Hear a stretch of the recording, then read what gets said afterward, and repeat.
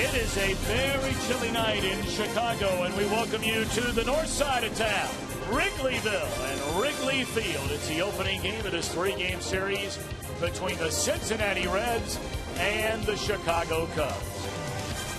And hi again, everybody. Alongside Chris Welch and Jim Day, I'm Tom Brenneman. Welcome, as always, to Reds baseball. Alfredo Simon, we know he had the great first half, wound up on the National League All-Star team.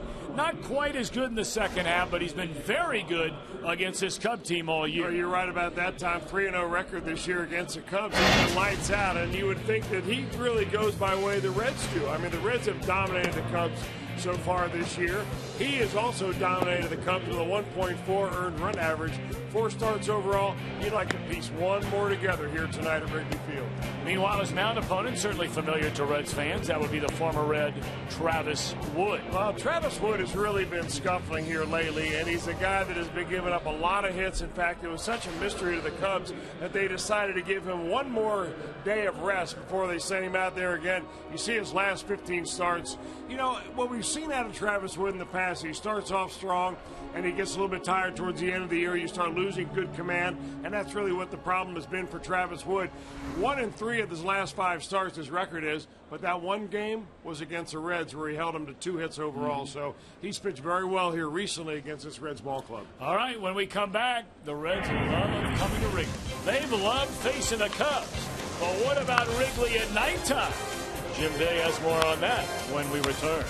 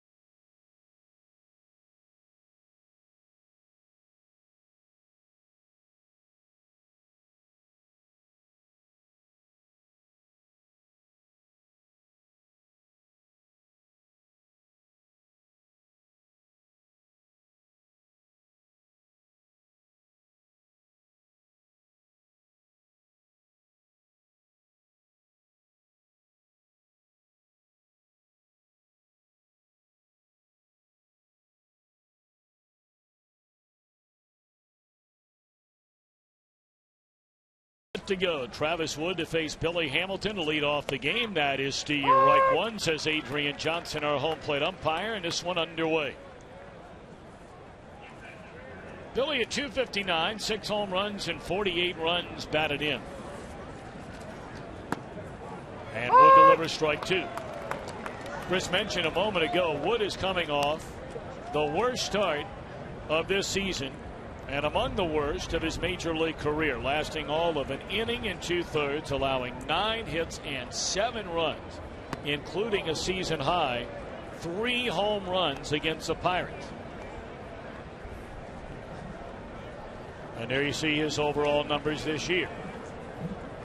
They were counting on better from that, from Travis Wood. He had a very good season last year, especially in some of the other categories outside of the win-loss record. Well, he had such a good year last year that they signed him to a multi-year contract. So Wood will be around here, at least in the plans long-term for the Chicago Cubs. And usually does, I can't say he falls off the way he did this year, but he usually is a type of pitcher that can wear down a little bit towards the end of the year. I mean, you look at his delivery, and it is a full effort, 100% delivery. And those are the kind of deliveries that if you throw enough pitches, you'll eventually begin to lose it towards the end of the season once you get up around that 180 to 200 inning mark. Well, Jim just mentioned the Reds love facing the Cubs, whether it's here at Wrigley Field or whether it's anywhere. You go back to 2010 and the numbers are absolutely mind-boggling how well the Reds have dominated the Chicago Cubs. 60 wins in 85 games. 60 up, 25 down. The Reds against the Cubs. That's better than a 70% winning percentage. 3-2 on Hamilton. You know, if all you saw were the Reds when they came to Wrigley Field, you think they'd be in the World Series every year. And if all you saw was the Reds at Busch Stadium in St. Louis, you think that they were the worst team that ever was assembled. It's amazing in the division how you can do so dramatically different. How about overall, the Reds have done very well in their division. They've won 36, they've lost 29, and really that's the one area where the Cubs have been horrible this year. They have won only 26 and have lost 42 interdivision games. But tonight and over the next couple of nights, we'll be talking a lot about this Cub team. They feel good about the direction of the franchise. Billy Hamilton should feel good about this at bat. He fell behind 0-2. And this will be the 10th pitch of the at bat to lead off the game. He's had 4 foul balls after 2 strikes in this at bat. And now the 3-2 coming again to Hamilton, and that is ball 4. Boy, how about that at bat? That's love you just stick in the vault and look at that one over and over and over again as his career moves forward. We look at the rest of the Reds starting lineup tonight, presented by Meyer. Christopher Negron playing second tonight. Frazier Mesoraco at 3 and 4. Yarman Rodriguez in right field. Jason Bourgeois in left. The latter third of Ramon Santiago. Jake Elmore at short. Alfredo Simon on the mound. Billy with 56 stolen bases. He's been thrown out 22 times. You know, Tom, I misspoke earlier about Travis Wood and his contract status. I was under the impression he was on a long-term deal. He is not. He is simply arbitration eligible next year. So he's one of these guys that the Cubs obviously will have to make a decision on coming into next season, what kind of contract they'll offer him. Will they sign him to an extension? Will they not offer him a tender an offer? I mean, lots of different decisions at this ball club that, you know, as we've talked off the air and on the air, in a big rebuilding process. And a lot of the efforts that they've made over the last couple of years may begin to come to fruition next season in 2015.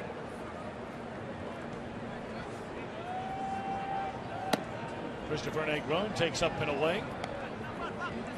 Ball 1-2 Negron. He's done a nice job of getting a chance to play. Batting average just short of 250, 5 home runs, 13 batted in, has 6 doubles. And we know that Wood has one of the best pickoff moves and is very, very good at limiting opponents thinking about the running game. Hamilton is yet to take off, and the count even at 1-1 on Negron.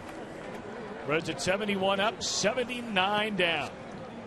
The Cubs come in at 65 and 84. They're starting their final homestand of the year here tonight.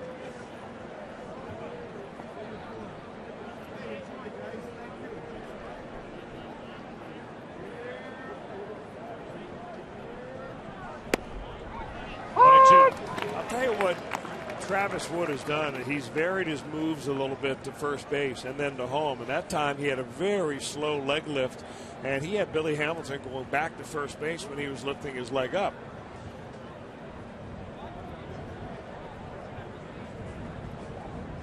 Hamilton being held on over there by Anthony Rizzo. Going to come back into the mound. There's one, and there's two. It was a nice job by Baez, who has a natural shortstop. He rarely plays there for the Cubs without Starlin Castro being around. That was a nice catch. That was not an easy throw to handle. Well, it wasn't an easy throw to handle, but it was a quick throw by Travis Wood. Look how quickly he gets rid of this ball. I mean, he's not thinking about it because he knows that Billy Hamilton is going to be bearing right down on his shortstop. And they turn a quick double play. And that is the 11th of the year that Travis Wood has rolled up there this year.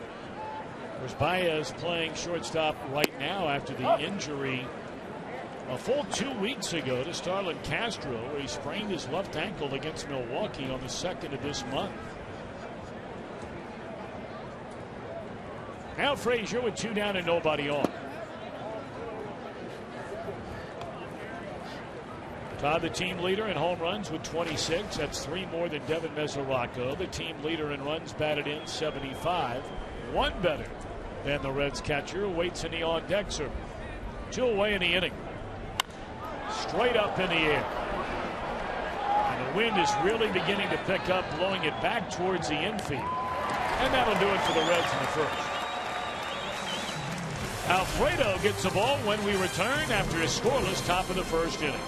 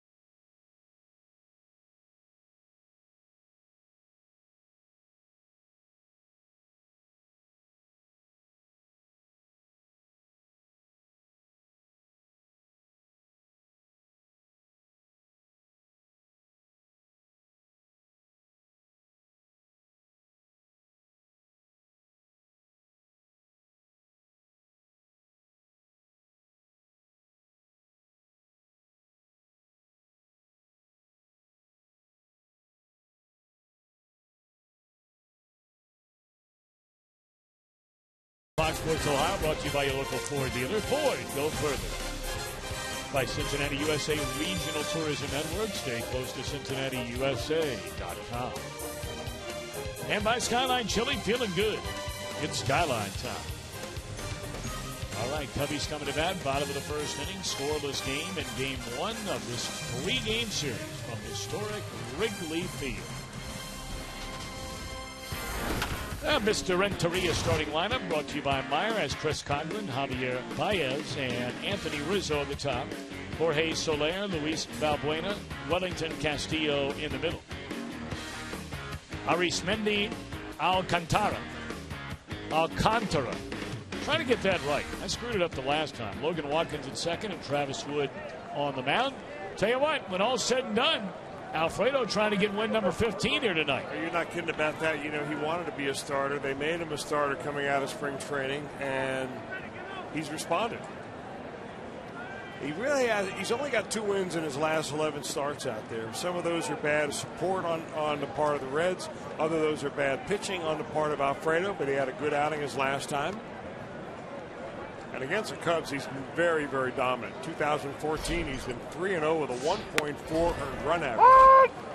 So he's the guy really to send out there in the first game of a 3-game set. Tonight is Simon's 5th start against Chicago this year. Go all the way back to April. Made a couple of starts against him. Gets ahead 0-2. 6 innings, 4 hits, 1 unearned run. A couple of weeks later, 6 innings, 5 hits, 2 runs. And then a start at the end of June, 7 innings, 5 hits, 1 run. And in July, 6 2/3, 4 hits and a run. But on an 0-2 pitch, he makes a mistake there, and Coghlan bangs it into left field for a hit.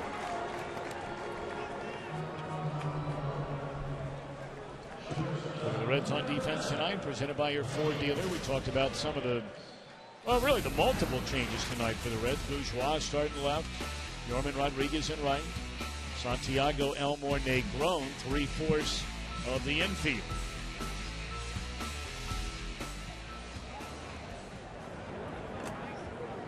Second start tonight for Yorman Rodriguez since being brought up, and the roster's expanded in September.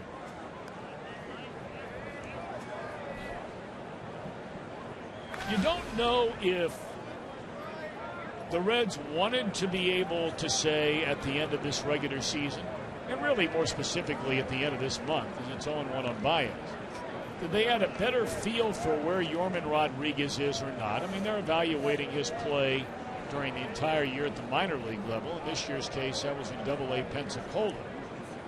But unless he starts playing regularly over the next, 2 weeks left in the season, you really wonder what they've been able to evaluate, if anything, with Yorman Rodriguez. Playing regularly over the next couple of weeks is not going to happen. They've got 12 games left, I think the Reds do, and it's not going to happen because, as Brian Price has stated, when you're playing teams that are in contention, you're going to play the guys out there that you give the best chance of winning a ball game. Like they will the last game of this series when Johnny Cueto takes them out. They're going to surround him with a more veteran team, the team that looked more like he had run out there all year long. So, I'm not really sure. Maybe it's getting a guy like Yorman Rodriguez, by far the youngest guy on the roster at only 21 years old, around big leaguers to see what their habits are. What's a big league day like? What is the speed of the game up here compared to down in the Southern League, as he was down in Pensacola all year long just about. And I think all of that is going to be helpful. Will it develop him as a player? No, you got to get out there and play to do that. But seeing this firsthand and up close, it can't hurt. 2-2 on Baez, who's hitting .177. He's got plenty of pop. 9 home runs and 18 runs batted in tonight, his 40th game. And this is lost. We talked about pop, and it's knocked down. We talked about that wind. He got it high enough into the air where the wind had some kind of effect on it, because it is blowing straight in from left center field.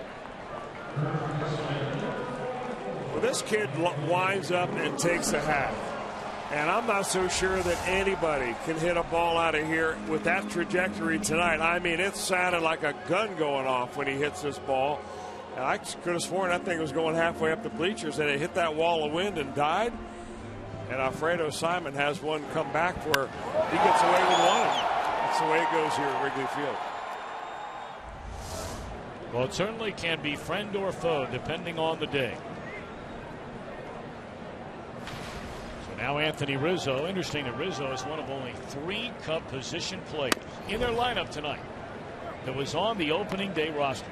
The other 2, Luis Valbuena, the third baseman, and Wellington Castillo. Now tonight is the first game back since Rizzo was injured 3 weeks ago when the Cubs were in Cincinnati. Remember, he played the first game of that series, and all of a sudden the next couple of nights we didn't see him. He strained his lower back, and he has missed 3 weeks of play. Well, the way he hits the Reds, and you can see what he's done against Alfredo Simon, he's anxious to get back in the lineup when this team comes to town.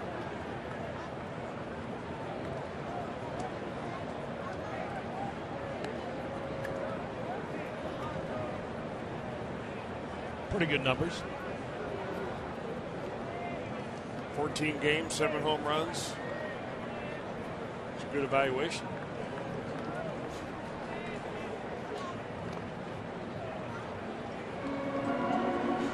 You're looking very dapper tonight. You've got that fall look about you. You've got the shirt, the tie, and the V-neck sweater. And you're looking very senatorial. It got chilly here in a hurry, didn't it? It really did. 1-2 on Rizzo. You know, during the day today, it really wasn't that bad. It was, you know, right around the mid-50s, maybe low 60s, and then all of a sudden we get here at the ballpark, a little closer to that lake breeze, and man, it's a blow. You got your downfield jacket on, brand new. You pulled off the shelf today. That's exactly right. Because I was told, you know, you got to listen to Dad sometimes. He told me, he said, look now, what did you bring? I said, well, I didn't bring anything besides our, you know, coat jacket, suit jacket, shirts and ties. He said, well, you might want to change it. Well, you came in from San Diego, right? I was there for one day, yeah. Where it was 95 degrees? Very warm. Very warm. Gone swinging is Rizzo, and that'll be out number 2 here in the Cub first inning. And I tell you, there's no feeling in the world quite like the feeling of around 7 o'clock at night when the night before you flew on a red eye. It's a very unique feeling.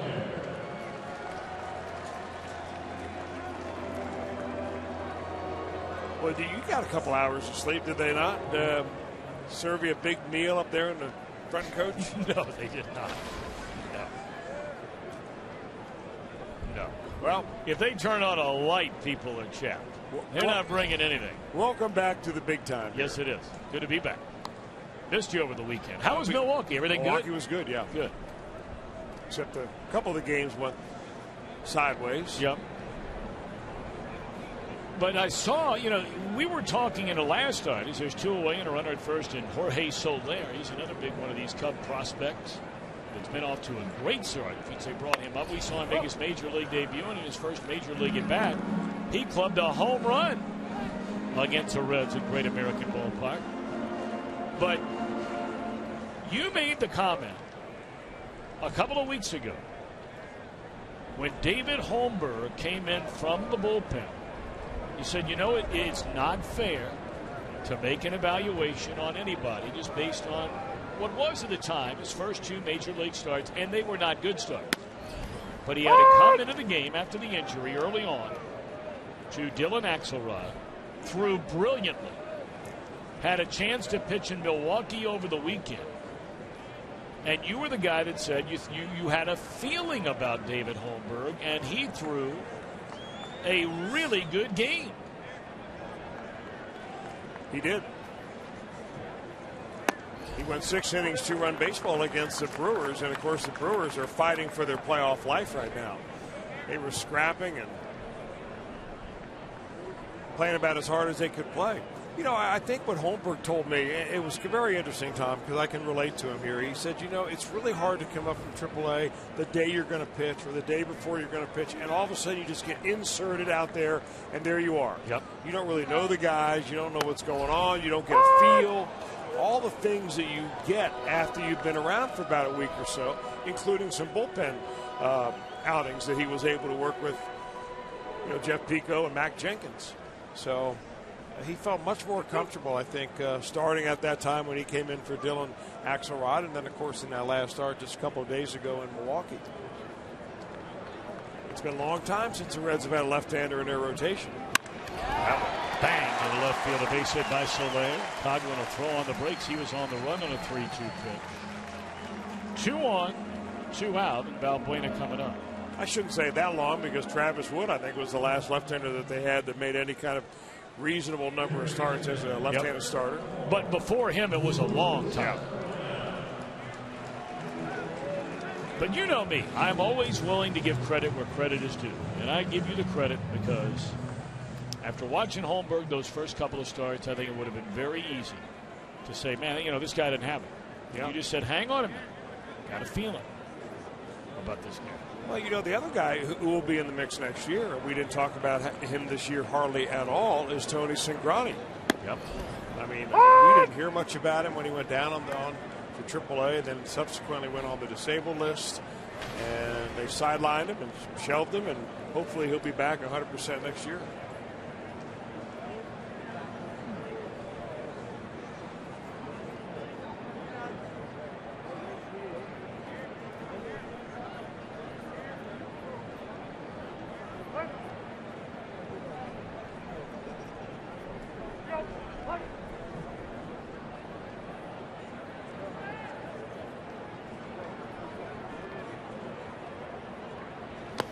That went down to the dirt. 2-1 on Luis Valbuena.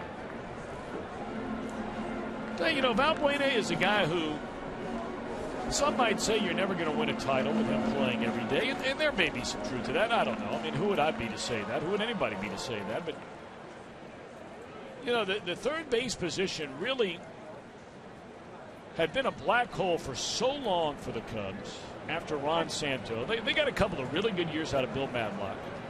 And then they got stability at that position for a long time from Aramis Ramirez. And since he left to go to Milwaukee, Valbuena's been the guy and has really not done a bad job down there. Well, you know, he's only 27 years old, and he's had parts of 7 different major league seasons in the major leagues. Left-handed hitting third baseman. There's a lot to like, really. I mean, I don't know whether he projects to be an everyday player or an impact-type player, but I mean, left-handed hitting third baseman is, first of all, hard to find. Foul ball, 2-2 on Valbuena. That had to hurt. To go off your foot and then go all the way out to the first baseman like it was a, you know, just a softly struck ground ball. Of course, he's got that brace on there, and that was a double ricochet. Well, off the brace and off the toe, and out the Frazier.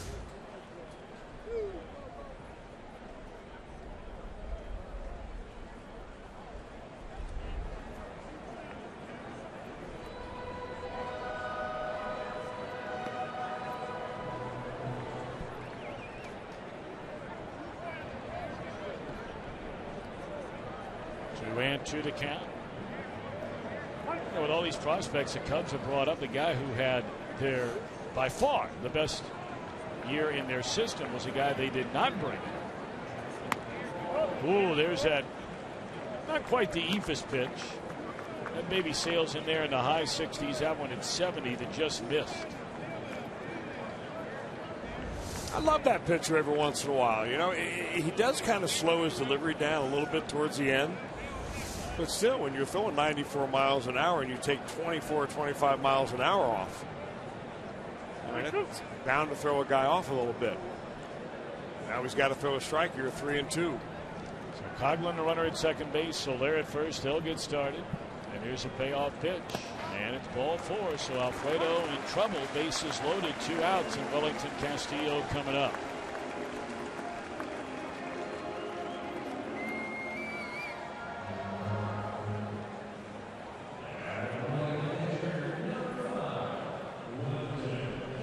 Talking about Chris Bryant, who started the year in Double-A down in Tennessee for the Cubs, finished the year in Triple-A. Hit 45 home runs, knocked in well over 100 runs, but they had made the decision all along, Chris, they were not going to bring him up in September. But he's a guy they figure will be taking over down at third, if not next year, perhaps early on in the next season. So they're loaded for Castillo. First pitch swinging, pops it up. And that will do it as Frazier battles the win off of Lake Michigan.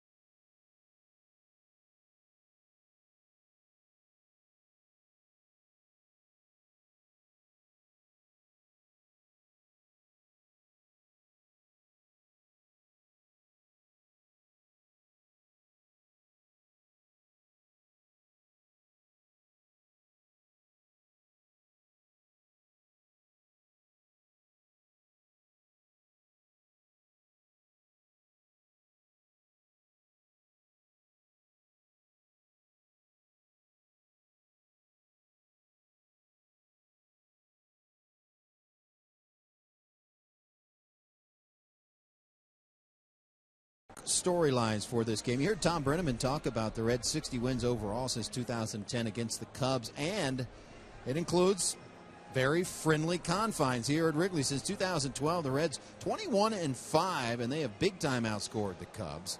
Better batting average, and the pitching outstanding, 2.87 ERA compared to 4.59, and that includes winning 12 straight back in 2012, carrying over to 2013. So it has been the friendly confines, no question about that for the Reds, and you even got some hitters that love to play here, one being Todd Frazier, says it's his favorite place to hit. Ryan Ludwig as well, who is not playing tonight, but look for him to be back in there tomorrow, boys. All righty, thank you very much. Kevin Mesoraco digging in. You know, Jim Day, I was thinking about you today, and I don't know where this came from, but there was an article written by somebody in a newspaper, and I beg your forgiveness for not knowing who the writer was or what publication it was written in. But the article was titled, "The 10 Best Glue Guys in Major League Baseball." Do you have anything to do with that article? I don't, Tom, but every team needs a glue guy. Gotta have one. Hold it all together. I was getting ready to say, could you please define that, what that means? What is a glue guy? Who would be a glue guy? Well, a glue guy, let's see, on this team, Frazier would be a glue guy. Kind of does everything, following, kind of holds it together, cheerleads and all that. In the past, it's been Richie, Aurelia, guys like that. Okay, well, when I saw that today, you were the first person I thought of. Fastball off the inside corner. Scoreless game in the second inning. Mesoraco, 23 home runs, 74 runs batted in. To be followed by Yorman Rodriguez and Jason Bourgeois.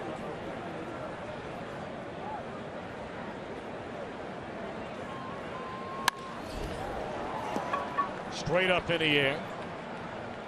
Soler in a few paces from right field. One out in the inning. Let's take a look at the Cubs on defense, presented by your Ford dealers. They'll go with Coughlin, Alcantara, and Soler left, center, and right. Valbuena, Baez, Watkins, and Rizzo third to first. Castillo hanging aside. No stroke quite yet. We might see him later. Travis Wood on the hill.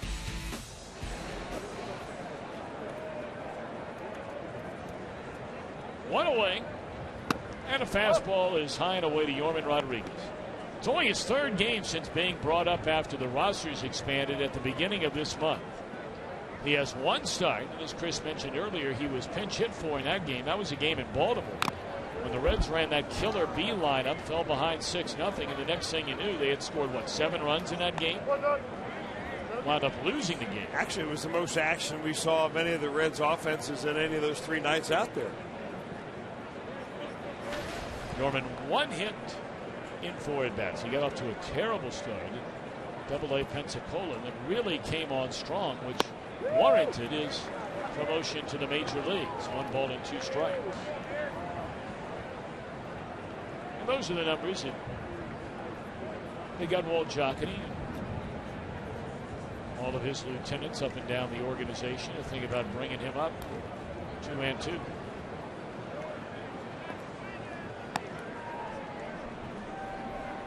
I believe Walt was in Milwaukee with the team. I have not seen him here tonight. I saw him in Milwaukee. I have not seen him here in Chicago. I'm sure that all the baseball operations folks will be very busy at the end of the year. There's strike 3 called to Rodriguez. First strikeout of the game for Travis Wood. You don't see too many of those in Double-A level, which is a backdoor cutter. Starts off the plate, and at the last second, you can see it just come back there and get the edge. And that's a pitch you don't normally see, really, until you get to the major leagues. Cutters have become the trendiest pitch of all this year, but a lot of guys who try to feather it in on the outer corner, if you can get that going, that's a great pitch.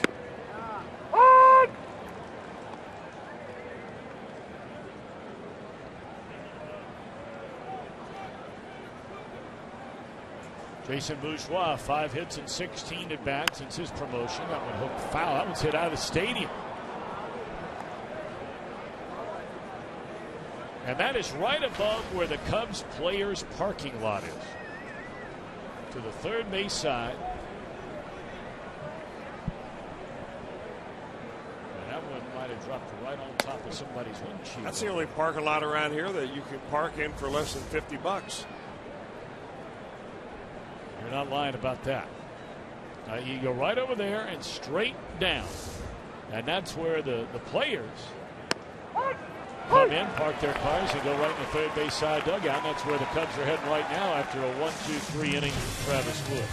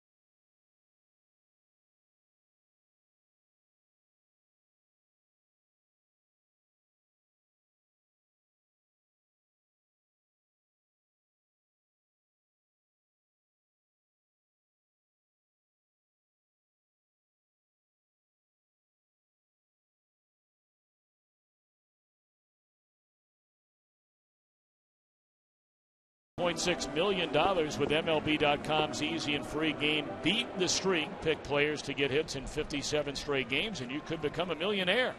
Play MLB.com Beat the Streak tonight. Abbreviated schedule in both leagues tonight. No score here. Alcantara looks at a strike. Really the only team that is battling, if you will, for a playoff spot. Well, two of them in action tonight would be the Atlanta Braves. They are trailing 2-0 at home to the team in front of them in the National League East, the Washington Nationals. The Braves are now 4 games out of the wild card. They have really been struggling. And then you have the Giants, who right now are the overall wild card leader. They stubbed their toe over the weekend with a chance to get closer to the front-running Dodgers atop the NL West. Well, the Giants still the overall leader in that wild card spot. They'll be playing later tonight in Arizona. That one on the ground, one away here in the Cubs' second inning. Another day, another new position for Christopher Negron.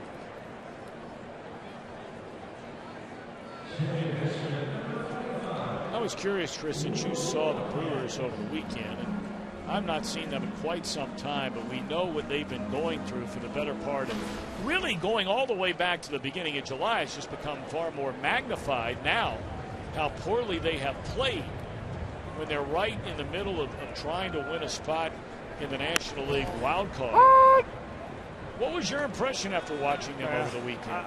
We didn't get to see a lot of their bullpen, but I can tell you that their starting pitching, except for Garza yesterday, he threw the ball pretty well. It looked like they were a little tired. And the team overall has looked like they're gripping. I mean, they're gripping the bats really tight, and they're swinging really hard. And they ran themselves out of a couple of plays, and they probably are playing a little more desperate than they have to play. But when you lose 16 of 19 ball games, when you've been in first place all year long, and all of a sudden the pit feels like it's bottomless, teams have a tendency to do that. Now the Brewers are going to open a big series tomorrow night in St. Louis. Yes. And look where they have tumbled from. Now that's a wild card. They're right in the middle of that thing. Only a game and a half behind the Pirates.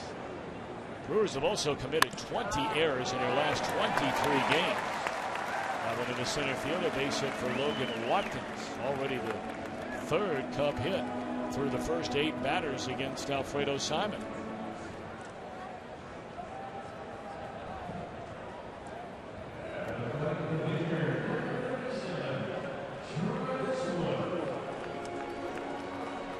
Those pitchers that come up, runner at first, you're thinking about a bunt. Wood has 7 of those. But he also has 13 hits, including 3 home runs. 10 ribbies. He's one of those unusual baseball players that throws left-handed and hits right-handed.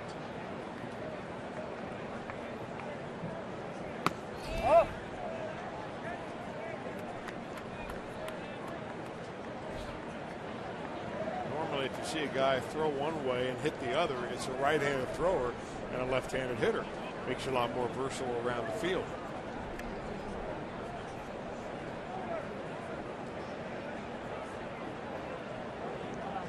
One and 0, and again another throw sending Watkins, who has 1 stolen base attempt. It was a successful one.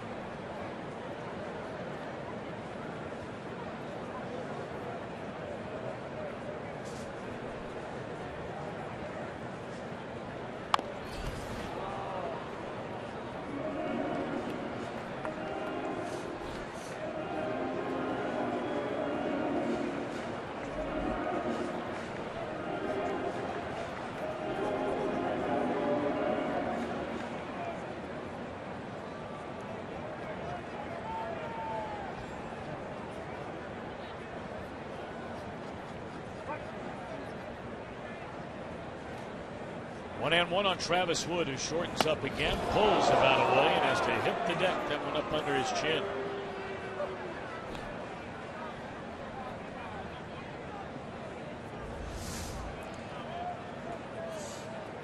You know, kind of interesting the way that Travis Wood turns the bunt. He doesn't square around completely. He kind of pivots out there, and in so doing, you always gain a better feeling for what the strike zone is.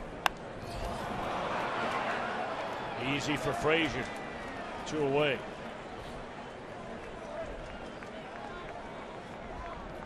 Right now it's time for you to tweet your photos using hashtag #OhioFanPhoto. Perhaps we'll show it during an upcoming telecast, and those games are getting precious and few now down to the final 2 weeks. It's brought to you by AT&T. Yeah, I'm wondering if anybody tweeted a fan photo of the rookies all dressed up yesterday on their trip from Milwaukee to Chicago. That was when they came in after the ball game yesterday in the Milwaukee clubhouse, only to find all their regular street clothes gone in a big suitcase already packed onto the bus. And in its place were costumes and dresses, and boy, they looked pretty snazzy. Well, speaking of that, Jim Day's going to have a little bit more on that story.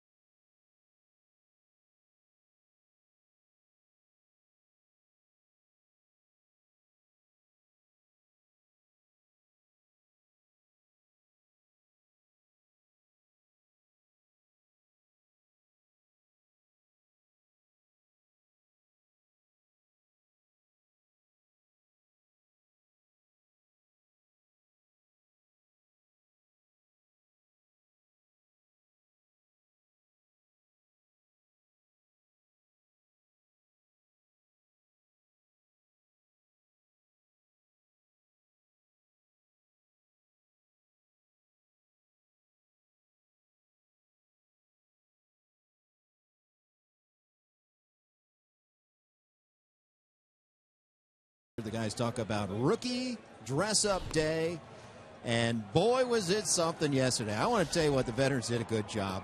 Tucker Barnhart was Robin Hood, Pedro Villarreal as Sully, Donald Lutz is the Mad Hatter, including a terrific hat. Christopher Negron, Olive Oil, Billy Hamilton, my favorite, is Rainbow Dash. David Holmberg is Snow White. Oh, they're just funny to look at. Yorman Rodriguez is Nemo, Ryan Dinnick is a French maid, and Jumbo Diaz, the largest Queen of Hearts ever. Jumbo! These are obviously kids' characters that they played off of, and Jay Bruce kind of led the charge. And kudos to Billy Hamilton, because he did it last year as a September call-up, and he decided, you know what, I'm still a rookie, I'm going to do it with these guys, and he had a whole lot of fun. And those pictures, by the way, courtesy of Brandon Phillips' Instagram feed. That is great stuff. Now, Jim, from what I understand, and they were on their own team bus, because the team bus is from Milwaukee to Chicago. Yeah. But they dropped the rookies off at one end of Michigan Avenue, and they had to walk quite a ways to get to the hotel. A mile away from the hotel on Michigan Avenue, and anyone knows anything about Chicago, it's one of the busiest streets, if not the busiest street in the city. And Christopher Negron and Hamilton told me that there's actually cars that were stopping and getting out to take pictures with them, all kinds of selfies, and everyone having a good time. It's not demeaning to these guys to dress up like that. They really had a lot of fun, and you can't get better team bonding than happened yesterday, particularly after a tough loss. That is just great stuff. Those pictures are priceless.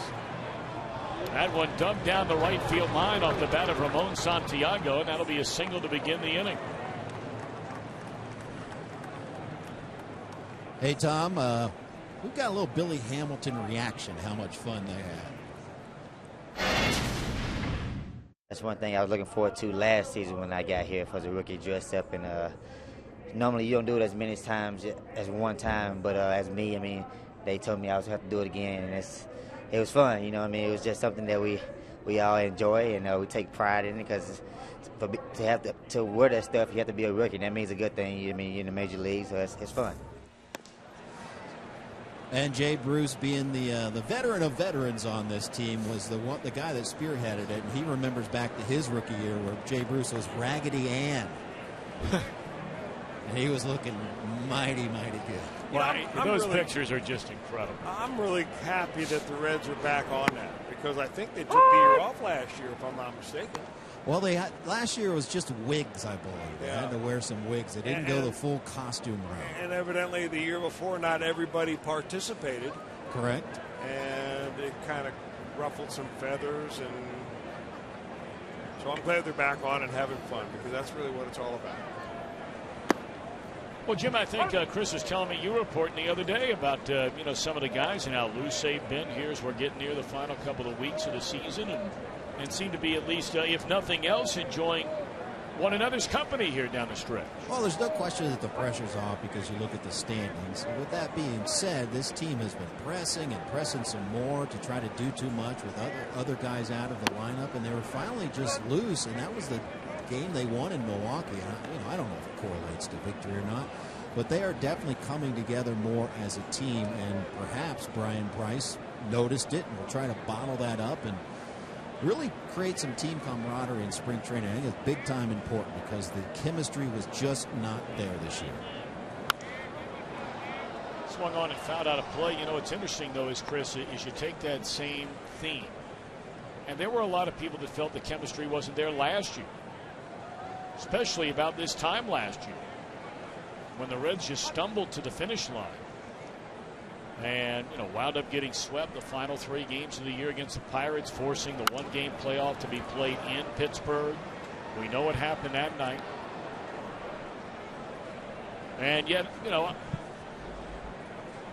I thought when they had the entire team together this year, and it wasn't very often, we know about all the injuries that have hit this team, I felt like their chemistry was a little bit better, but I don't know if it was significantly better. Well, nothing helps chemistry more than winning. Yep. I mean, on a winning ball club, they throw out the word chemistry, but the bottom line is number wins. And you have the players to be able to win. And hey, on any team, the guys that are sitting on the bench are not as good as the guys in your everyday lineup, period. And when you've got so many injuries as that they've had this year, you know, you're talking about chemistry with a lot of different guys in there. Tough to do. Tough to keep it all together, too, especially for Brian Price, first-year manager, that has saw it just start falling apart at the seams with the middle of his lineup being gone. And coming out of spring training, missing, you know, one of your starters, missing the back end of your bullpen. Played well enough to hang in there, but just, so I can't blame it on chemistry. I'm glad they're getting along right now and having fun and all that. That's good, but, you know, you want to see them having fun down the stretch when the games mean something. And you hope that, you know, and Reds fans have seen that the last few years. Yep. That one stabbed out and missed. Boy, Alfredo certainly does not look all that comfortable up there trying to bunt, at least against Travis Wood. He has 6 sacrifices on the year. Yeah, but 6 out of how many attempts? Sure. I mean, neither one of those attempts in this at-bat were even close to what you're expecting from your pitcher with first and second, nobody out. And then he does that. I can't believe that Travis Wood would do that. Yep. I mean, thank you very much. If you're Alfredo Simon, you got to send him over a steak dinner. See, those are the things. You bring this up all the time. Explain to people what you're talking about. We'll get back to it. You got 2 strikes on this guy, and he's jabbed at pitches that are way off the strike zone, and now you throw him a strike. Now, more than anything, you want a strikeout right there. You don't want him to move those runners over, and you've got 3 pitches that you can waste and make him jab at. And you instead you throw it right down the middle. I'll tell you what, I learned my lesson trying to bunt against Tom Seaver one night. And he gave me 1 pitch down the middle. And I fouled it off. And he looked at me and said, that was your chance. Next pitch was under my chin. Next pitch was on the corner for strike 2. Then came a slider that I thought was going to take my knee off. And then he goes on the outer part of the plate again. And I'm like, wow. I mean, he added about 4 miles an hour to his fastball once I fouled that first one off. So it's a great lesson. I mean, to pay attention what is right before you. 1-0 on Billy Hamilton. That ball is launched down the left field line, and it will end out of play. You know, because because the other team wants to lay down a sacrifice and give an out, you shouldn't have to accept the out on their terms. You should get the out on your terms, especially when you have a pitcher like Simon, who is struggling up there, jabbing at things that were way off the plate. That's a big break for the Reds right now. One to Billy Hamilton. Reds trying to get on the board first. 2 balls and a strike. A single by Santiago. A walk to Elmore. A sacrifice by Simon. And now a chance for Billy Hamilton.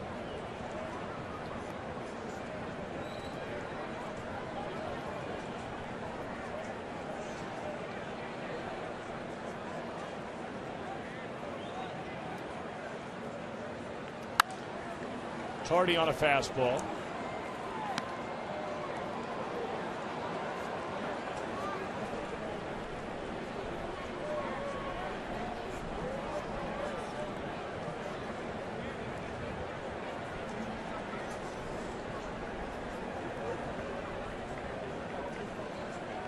Hamilton fouled away pitch after pitch after pitch his first time up before drawing a walk, and he's at it again here. That's now 7 foul balls in 1+ trips to the plate. Oh, remember now, Billy Hamilton is the switch hitter, has been hitting a lot longer right-handed than he has been from left-handed. So we haven't really seen him too much from this side of the plate.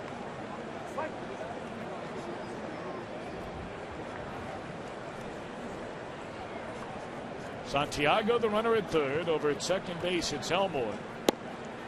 And that didn't miss by much. Wood wanted that pitch, didn't get it. 3-2 to Hamilton. In fact, the Reds really haven't seen too many left-handed starters all year long. They are an even 16-16 when facing a left-handed starter. That pitch just under the knees. And now the payoff coming to Hamilton. Got him swinging. They'll throw down to first and get the out there. That's a big strikeout in this game for Travis Wood, his third of the night. Billy Hamilton gives a pretty good workout to Travis Wood here. We'll take another look at it with our Mazda pitch by pitch. And with runners at second and third now, that's a good block by Castillo just to keep it in. Turned on the fastball. He's got a quick bat hitting right-handed. Fouls another one off. And Wood keeps going on the outer part of the plate, tries to cut her down and in eventually, and gets him to chase a little slider or changeup in the dirt.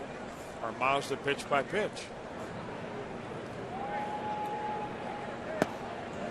Hamilton has seen 17 pitches tonight in 2 plate appearances against Travis Wood.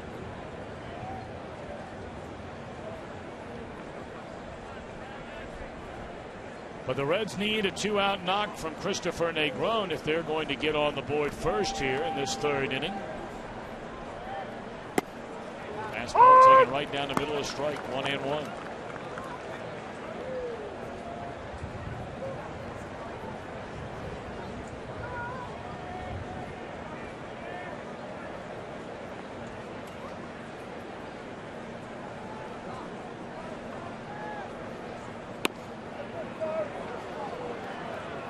Wood, whose last start lasted an inning and 2/3, giving up 3 home runs and 7 earned runs.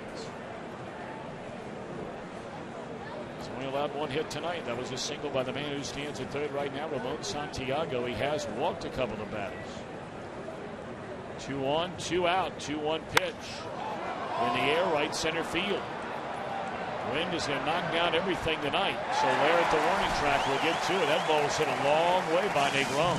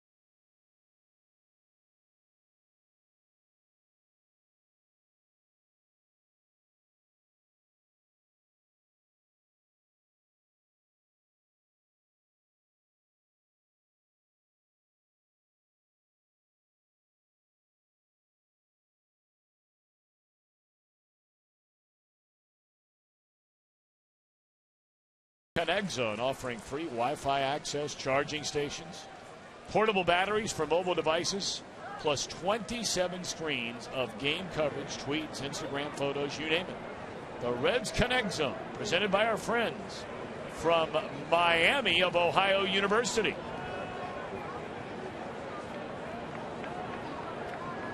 So where Miami of Ohio over the weekend played the University of Michigan in football. And of course, the greatest coach in the history of Michigan football came from the cradle of coaches, Miami of Ohio.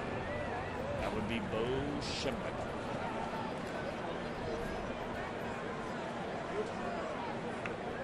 Who later went on to work for the New York Yankees.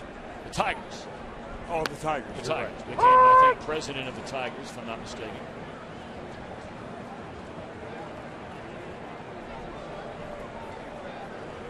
And to the count on Javier Baez. And gone swinging. Baez, who hit a ball so hard we thought he was going to knock down the scoreboard in straightaway center, but the wind knocked him down. And Alfredo makes quick work of him this time. Well, it's usually everything or nothing for Baez. At least that's what we've seen so far. Look at him wrap that bat. I mean, he gets the head of that bat pointed all the way right back to the pitcher. So that is a strikeout waiting to happen, or a long, well-hit ball waiting to happen. You know, what little we've seen out of Baez, it makes you wonder, Chris, and it's another one of those sort of examples you're talking about paying attention to what's in front of you. It makes you wonder, why would you ever throw Baez in a short amount of time we've seen him, a fastball in the strike zone? Good question. That's what he hit the last time. And on any other night, in any other ballpark, well, virtually every other ballpark, he would have hit a 2-run home run in the first inning tonight. Now, Baez is 21, and they figure, you know, just because he's in the big leagues this year doesn't mean he's going to be an impact player next year, but his numbers in the minor leagues scream potential star. So eventually they hope that his swing gets toned down, but his power doesn't get lost in the process, and it's going to take a few years. You know, the Cubs, to me, and the 6 years I worked here, they had a different look about their team. They brought in some veterans. You know, they let some veterans go, and they try to replace a Greg Maddux with 2 or 3 other guys. So it was a very different time as Rizzo swings and misses, back-to-back case for Simon. You know, Chris, when we were visiting with Len Casper, the outstanding play-by-play TV announcer with the Cubs, I still look at the franchise, and I think they're in a unique situation from a positive standpoint. You've got these young players that they're excited about: Baez, Soler, Alcantara, Bryant, who we figure to see certainly in spring training, and maybe they're in their opening day lineup next year. But you're in that cycle where all the players you're producing are position players. So the Cubs would be forced to really go out and have to spend, and we know what pitchers cost these days, a ton of money on free agent, late 20-something, if not early 30-something pitchers. And we know the track record for long-term deals on starting pitchers. They are what they are, and the numbers don't lie. The risk of injury. I don't know, Chris. It seems like it's a tough spot to be. You're never going to win without the pitching, and at least right now that's not in their pipeline. So can you go out and buy, within reason, a staff that by the time these guys are ready to be good everyday players, you can go buy a staff to make you a perennial winner? It's an interesting theory, and it might be as easy to do that as long as you have a couple of guys in your rotation where you can fill in. You may not need a number 1 or 2 in there. Maybe you can go out and get one of them in free agency. You know, the word that has been bandied around here is John Lester. We'll talk about that a little bit more as the game goes. Yeah, I really want to hear your thoughts on this, because when it comes to pitching and acquiring pitching, I mean, you're on it.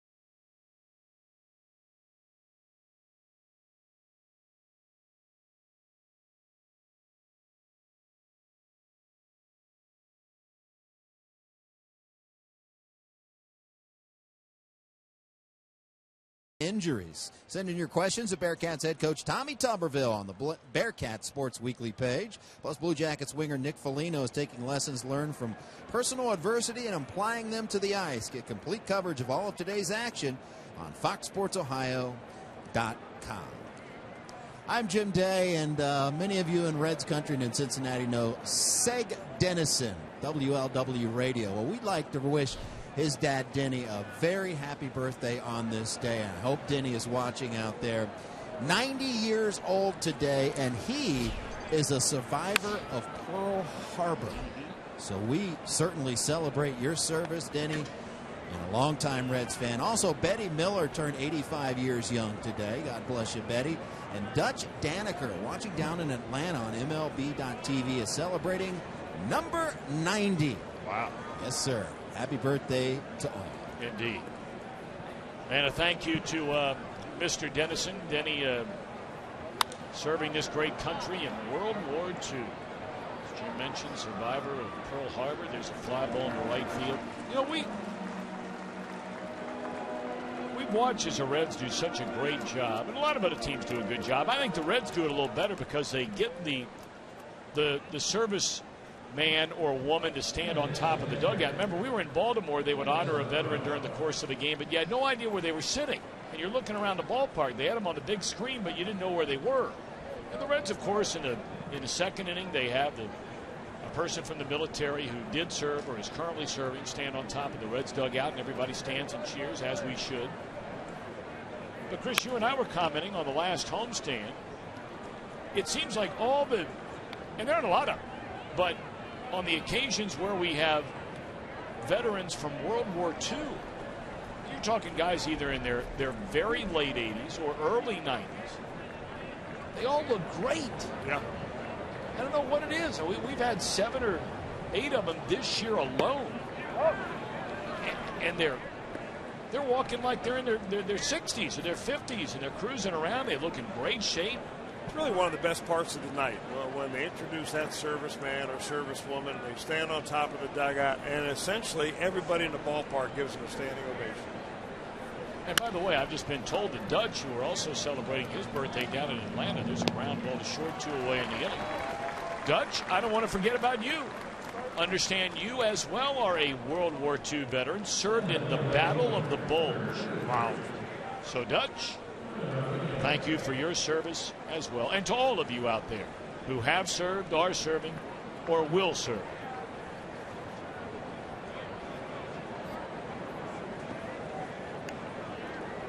Well, for Mesoraco, that is technically a ground ball to second with a big shift on it.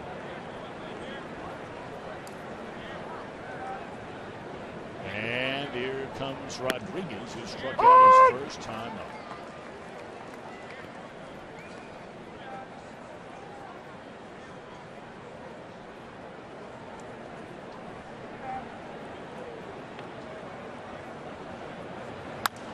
Swung on and fouled out of play.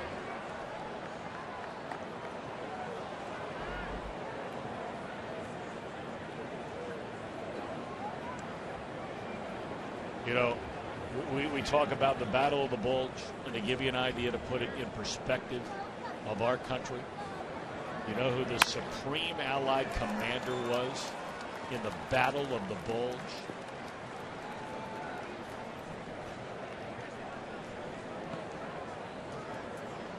Got to go back a ways. Got to go back a way. Later became President of the United States. That's a giveaway there. Dwight Eisenhower. Better believe it.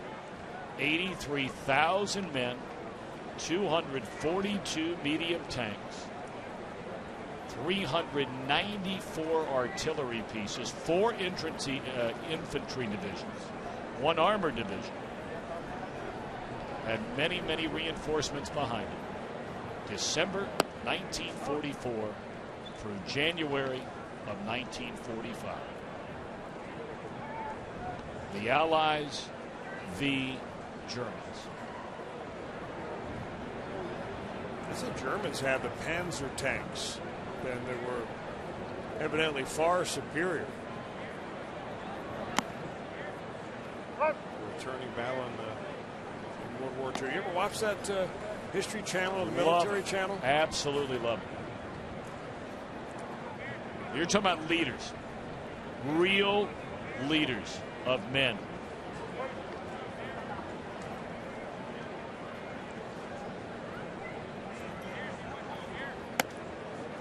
In the Battle of the Bulge alone, and remember now, we're talking 2 months. 2 months.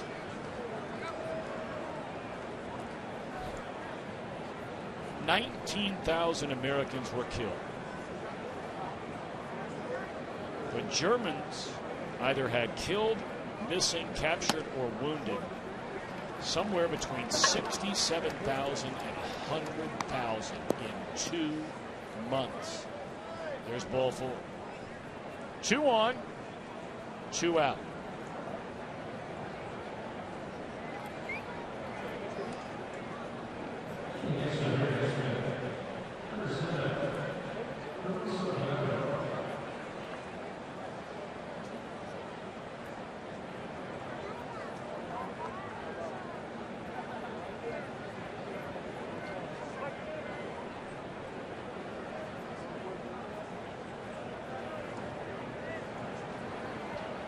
Ramon Santiago had a single in the left field down the right field line his first time up.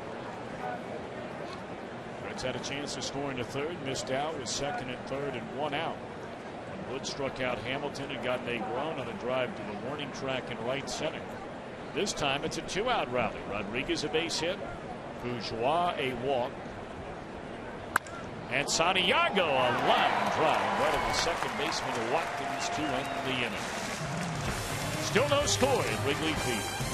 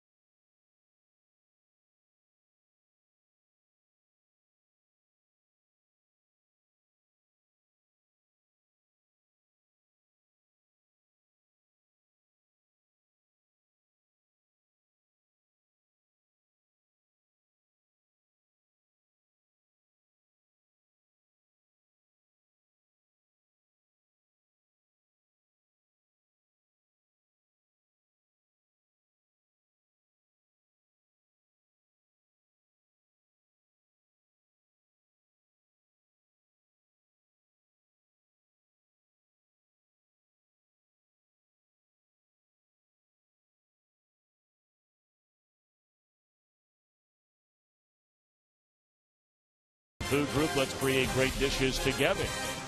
Buy Toyota. For over 30 Toyota offers, visit buyatoyota.com.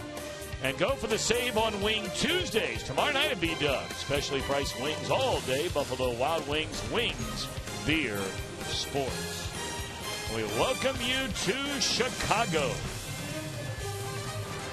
No score after 3.5. Alfredo Simons allowed 3 hits, but he's coming off his first perfect inning. Cubs had the bases loaded in the first. Only 1 base runner since that inning.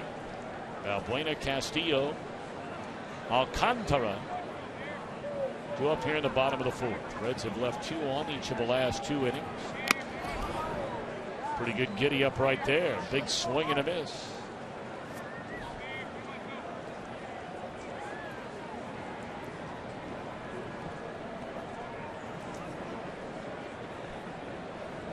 Balbuena drew the 2-out walk in the first inning to load the bases, and after that walk, and Simon was missing badly in that at bat to Balbuena. I mean, nowhere near the plate. And Wellington Castillo came up and swung at the very first pitch and fouled out to Todd Frazier to end the threat.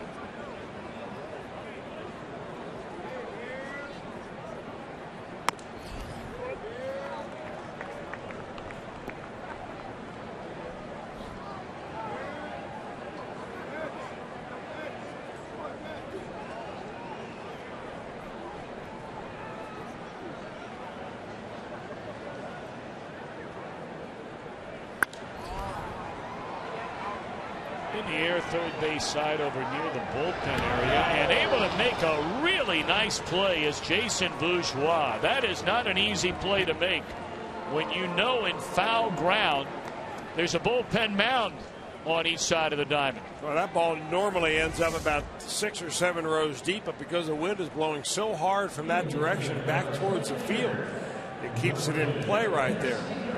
You've got the bullpen mounds, you've got the brick wall coming up.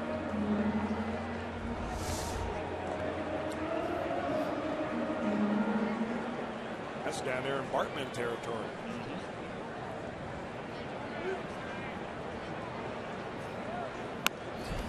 Well, I happened to be here that night, and that is a night that I will never forget as long as I live, having a chance to broadcast that National League Championship Series. And that is 11 years ago now, 2003.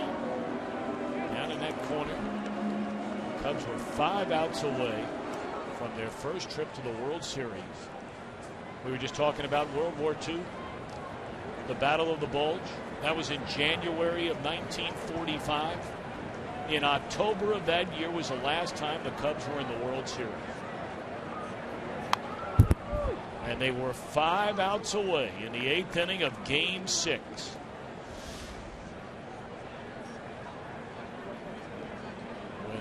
When Luis Castillo lifted a pop fly ball, Moises Alou went over. A number of fans went to catch the ball. And that young man right there has never been seen publicly where people know it's Steve Bartman. He's never done any interviews. He has been offered literally millions of dollars to talk about that one moment in time. And to his credit, he's not going to do it for the money. It was a terrible night. I felt so bad for that kid. The next morning when I woke up, I tell the story all the time. I woke up about 6:30 in the morning. Game 7 was going to be later that night. I turned on the television in the hotel room, and the first image I saw were pictures, aerial pictures from helicopters of local news stations in Chicago who had found out his name from the Chicago Sun-Times. They're the ones that published the name in the newspaper. When they found out what his name was, and all of the local news stations were flying over this young man's house and where he worked. It was absolutely appalling. Just appalling. He went into hiding and has never come out since. Over a foul ball in a baseball game where 7 other people tried to catch the foul ball. And he was a true Cubs fan. Through and through, right? Hardcore. Their biggest fan. Nobody on the planet wanted the Cubs going to the World Series more than he did. It was an appalling indictment of our society, what the press did with that story.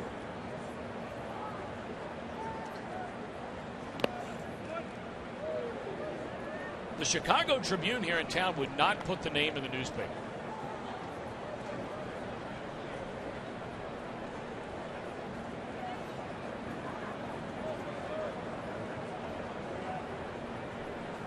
Cubs ended up giving up 8 runs. 8 runs in that 8th inning.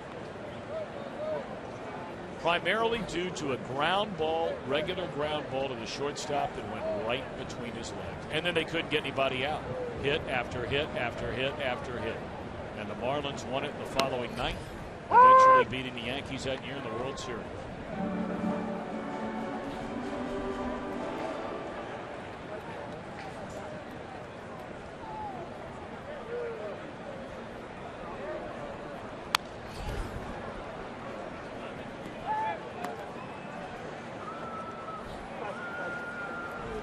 Three and 2 on Alcantara.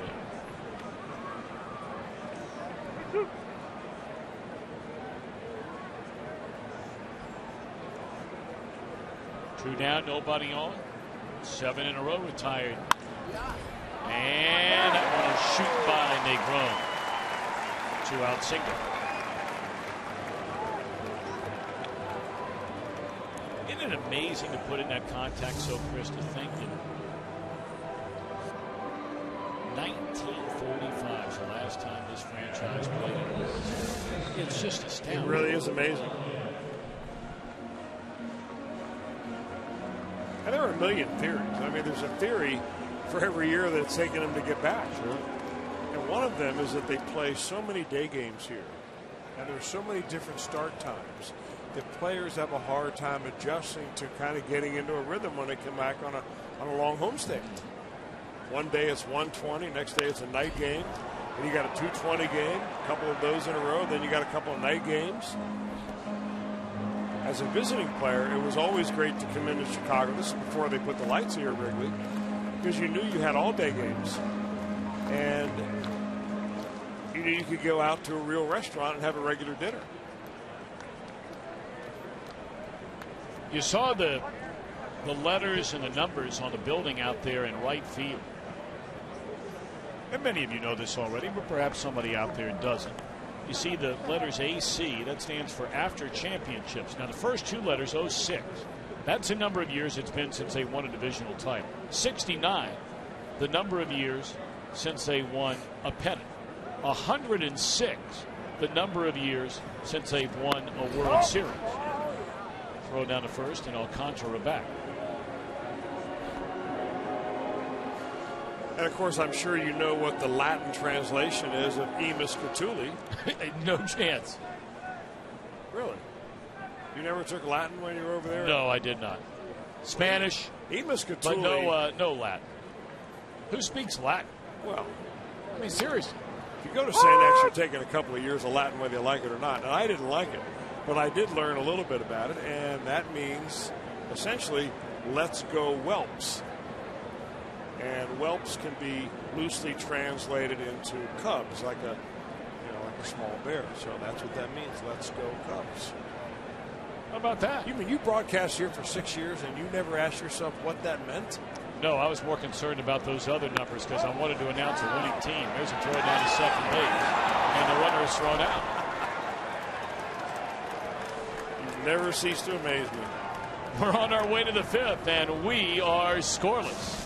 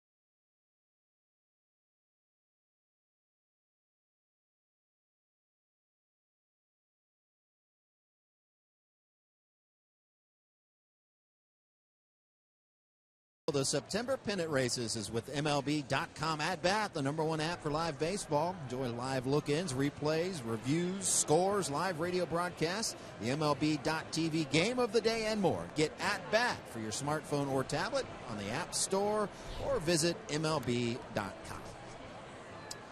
I'm Jim Day. Jake Elmore will lead off this inning for Cincinnati. And let's tell you a little bit more about Jake. We've told you before he's been called the Jake of all trades, holds the distinction of being one of the players that has played every position in Major League Baseball games, including catcher and pitcher. Favorite player growing up, Ken Griffey Jr.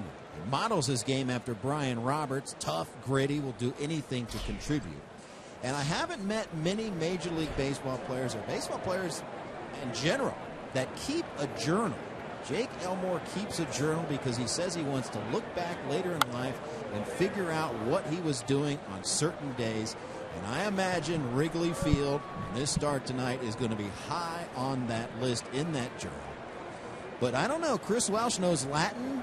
St. X guy. Perhaps he's been keeping a journal all these years, Tom. You better hope not, Jim. Because you would be in it. That is a scary thought. I would probably be able to remind you of things that you had intentionally tried to forget. Oh, yeah. We'll leave it at that. That's interesting, though. I mean, a diary, a journal. Nice young man, Jake Elmore.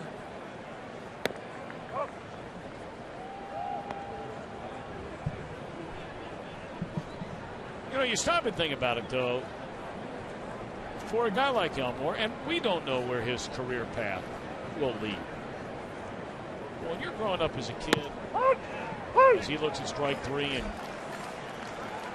then all of a sudden you realize you've been blessed with an amount of talent that one day could lead you into college ball, and then getting paid to play baseball, to walk onto this field where no doubt Elmore as a kid watched a lot of games that were on television.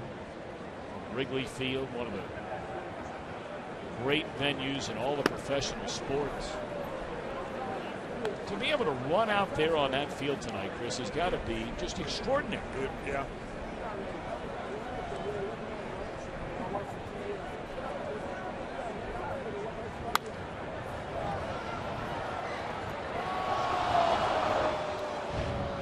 Fredo Simon, our IGS bringing the energy. How about, remember this last Wednesday night? Not only 2 for 2, but 2 for 2 with 2 doubles, one down each line.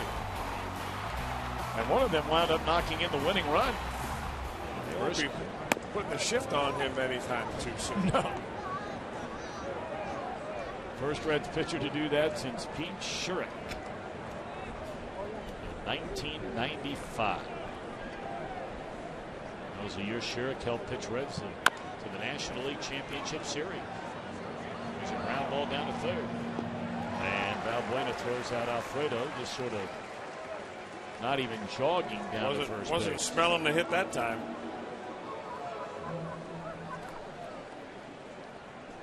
I'm not sure I understand that, really. I mean, I know a lot of guys do that, but you're in a scoreless game. You're looking for a run. Jim, how are you holding up down there, by the way? You know, you have been through a virtual weather channel worth of weather conditions over the course of this spring, summer, and now knocking on the door of early fall. How you hanging in there down tonight? You staying warm enough? The hands are a little cold. The feet are a little cold. There's no question about that. I'm not going to act like the tough Well, you guy, got that fancy gear now, that outdoor gear from Fox Sports Ohio. I mean, Chris and I don't have that. Well, I'd see you with a, what do you got, a down coat on up there tonight? Yeah. I mean, but it's one I bought. Well, be careful of frostbite up there.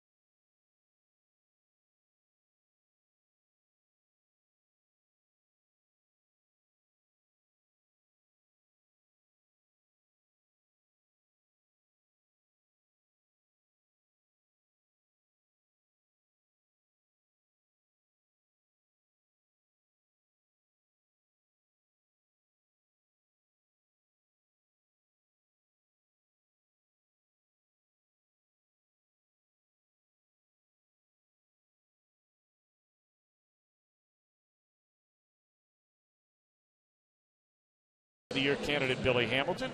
You'll see the view from the top of the tower. And what's the future hold for Corky Miller now that he is officially retired from baseball? All that and more on the next Reds Weekly, Wednesday at 6 on Fox Sports Ohio. Congratulations to Corky Miller.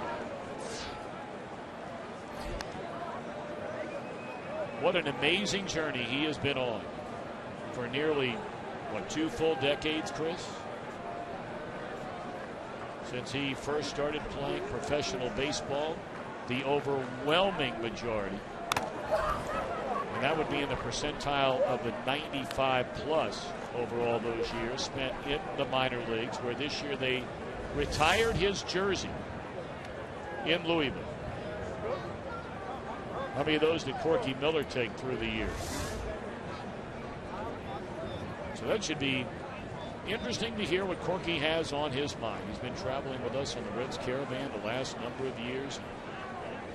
Wherever we go, he is, if not the most popular, one of the most popular on the entire caravan.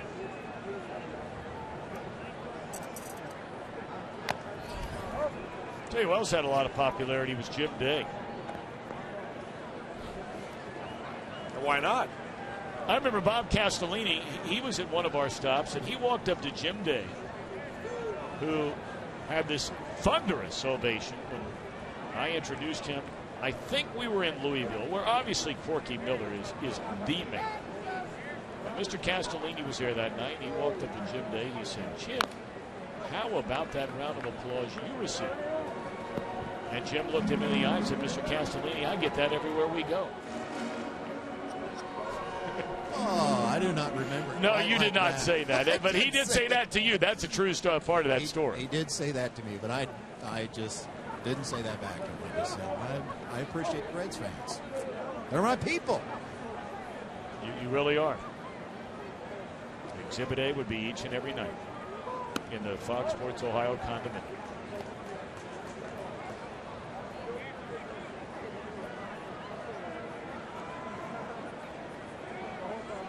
Alfredo's allowed 4 base hits. 2 of them came in the first inning, and that has been the only scoring threat against him so far tonight.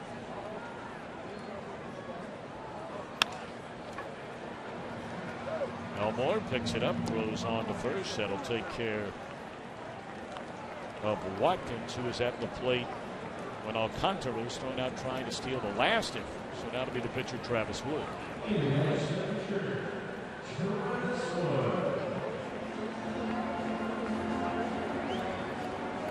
These Cubs have to be wondering, how does Alfredo Simon ever lose a game? They got to be wondering, how do these Reds ever lose a game? Good point.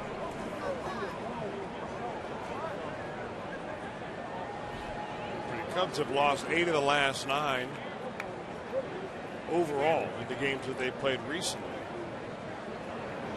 You said at the very beginning of the broadcast, but since August the 10th of 2012, the Reds have won 19 of 22 games that they have played here at Wrigley Field. 19 of 22. Incredible. Doesn't it make you wonder, though? I've always wondered. Not only wonder why the Cubs or the Reds play so well here. Now, you can obviously say the most intelligent answer to the question would be, well, because one team's been better than the other team for a long time. Fly ball to center field. And that would be, why are the Reds so good here and so bad in St. Louis? But over the last handful of years, there have been seasons where the Reds had better teams than the Cardinals. Not every year, but I mean, they've been right there with them. The Reds have won a couple divisional championships. But man, when they go to St. Louis, it is ugly. And has been ugly for a decade.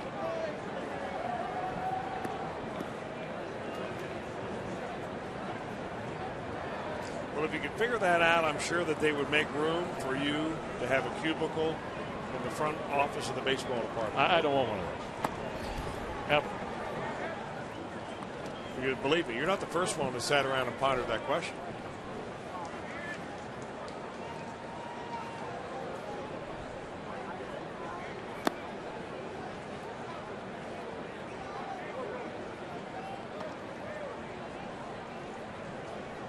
2-0 on Coughlin, who has singled into left field and flied out to left field.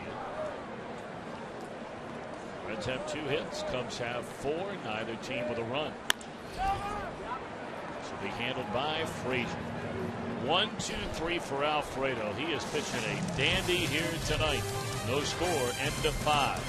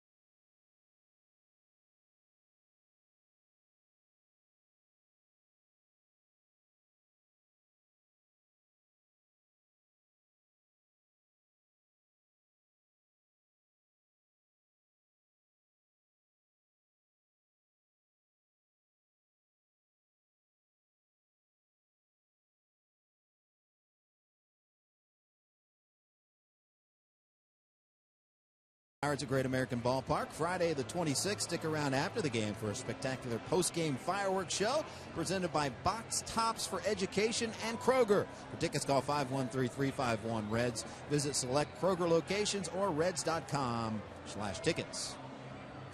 I'm Jim Day. Christopher Negron leading off this half inning for Cincinnati. And we told you earlier that he is from wine country, Napa Valley in California. And we also told you when they had that horrible earthquake out there that he was awakened early in the morning by his wife to report the earthquake, and it really shook him up that morning. Well, this morning, someone knocked on the door at the hotel at 6:30 a.m. He thought it was housekeeping and went right back to bed, didn't answer the door. Then he gets a call from his wife a couple minutes later, so he's thinking, oh no, it's another emergency. She says, I have sent you something. It's at the door. They're delivering it right now. So he sleepily goes to the door, and he opens the door, and there stands his wife. Now, why is that significant? She works for a vineyard in California, and this time of year, they basically have to work every day. He hasn't seen her since the All-Star break, so she secretly flew to town to surprise him, and at 6:30 a.m., love was in the air. And as your dad says, Tom, ain't love great? I'd say that's a great story. Really great story. That is a great story. Good for them. Good for her.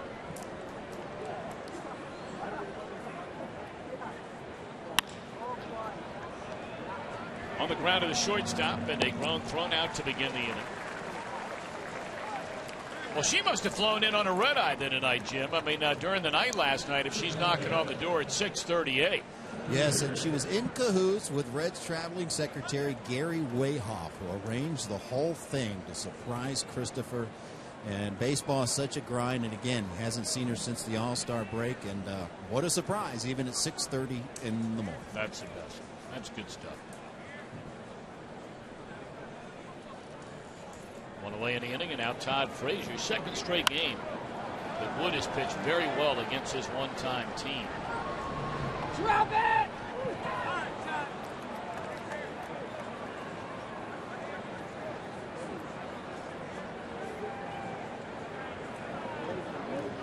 Hey, you look at the last, 5 games that Travis Wood has pitched overall. I mean, his earned run average is over 6. He was so bad his last time out when he gave up 7 runs in 1+ inning that they decided to give him an extra day, figuring, hey, you got to go figure out what's going on. But his last 3 times against the Reds, his earned run average has been in Johnny Cueto territory, down around 1.4. Well, really, you even go back since he left the Reds, traded over to the Cubs in the Sean Marshall deal. And you may remember his first 4 or 5 starts when he could not beat the Reds, he had pitched very well against them.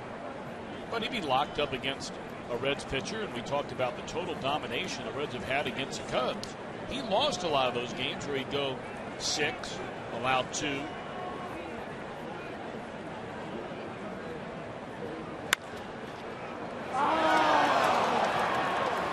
That had an odd look to it. It looked like Baltman was all over that thing. In fact, it looked like that he dove past the ball.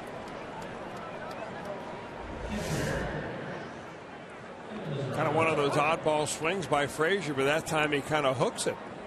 I think maybe with that swing it kind of surprised Balbuena. Maybe not. Ball went under his glove, that's all.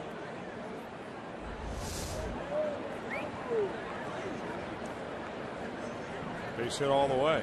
Third hit of the game for the Reds. All 3 of them singles. One by Santiago, one by Norman Rodriguez, and now Frazier. And here's Mesoraco.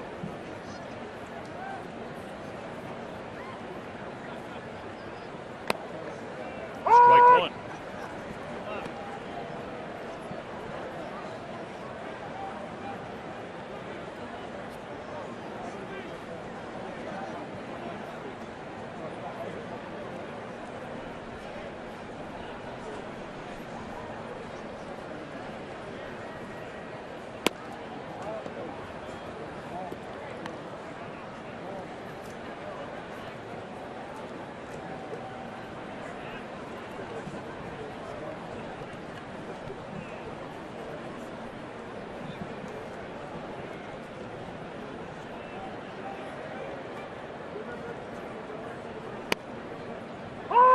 One and 2.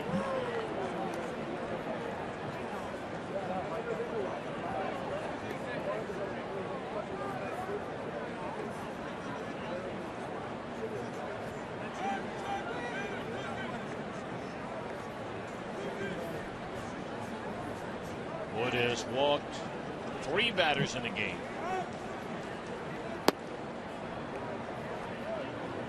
He has fanned 4. And allowed just the 3 base hits. Did they rule that an error on Balbuena? They still are only showing 2 hits up on the scoreboard. No, it's ruled a base hit. Okay.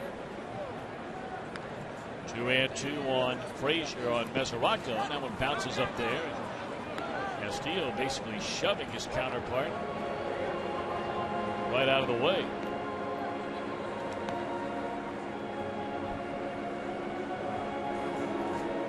Cubs have action in their bullpen for the first time. Justin Grimm leads the team, having appeared in 68 games so far this year. Been a busy man.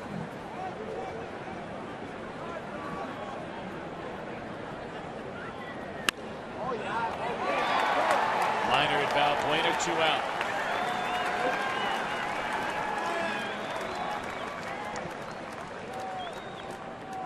Coming up tonight and after every Reds game right here on Fox Sports Ohio, we'll break it all down. Jim Day, Chris Welsh, Jeff Licoro, Brian Giesenslaw, Reds Live, brought to you by Performance Kings Honda.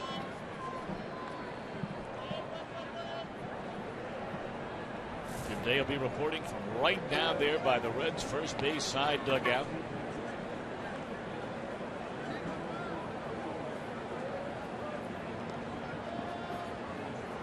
Jim, you've got some Reds fans sitting around you down there. Do fans ever offer you from time to time, to go get you a beer or a hot dog or anything like that during when you're sitting down there? I get beer offers all the time. Do you really? And I have never taken them. Well, I know you.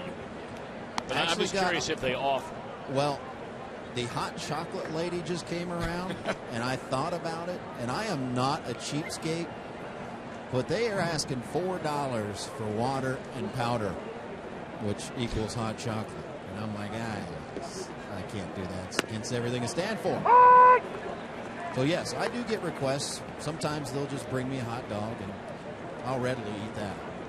Now, what about any of the guys on a team? Because, at home, you sit on the home plate edge of the Reds' first base side dugout. Here at Wrigley, you're beyond the dugout going towards the right field corner there. And I'm not even sure if some of the Reds players can see you. Do they ever offer to get you anything to eat or drink? They do not, but they often will make comments about if there is a female reporter on the other side, that they have her and we have you. I get that a lot. I don't know what happened there, but Frazier took off way after the pitch had been delivered. He's thrown out by 10 feet. Still no score, middle of the sixth.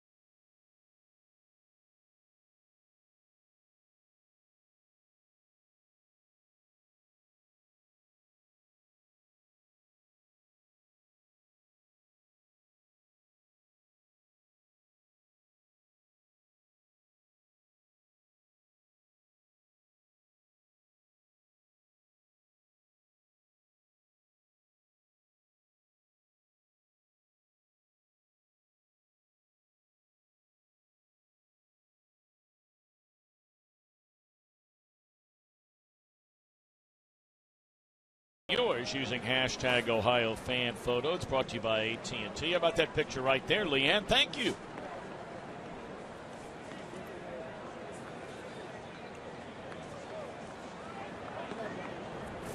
Those look to be homemade, those costumes. So here's Alfredo going to work on the middle of the Cub lineup here. Baez, Rizzo, Soler. Baez is lined out to center and struck out. The Cubs now have another right-hander getting loose in the bullpen. Grimm has taken a seat. And Neil Ramirez is up and throwing. He has had a sensational year in that Cub bullpen. Popped up as Rocco fires away the mask once he finds the baseball, and that's out number one. It was a very odd way the top of the inning came to an end. Well, it looks like Todd Frazier keeps looking back right there. Maybe he thought there was some kind of a play on, but I couldn't imagine a hit and run not with 2 outs. A late break by Frazier. We'll know until you get down to the clubhouse after the game and ask him.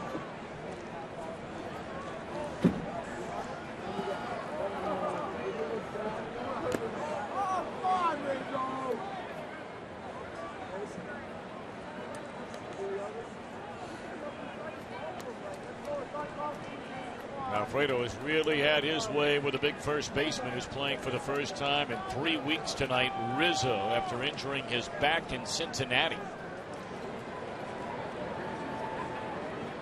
A pair of at-bats, a pair of strikeouts. 1-1. Yeah, if you watch him carefully, though, his swing doesn't really look like what we're used to seeing with Anthony Rizzo.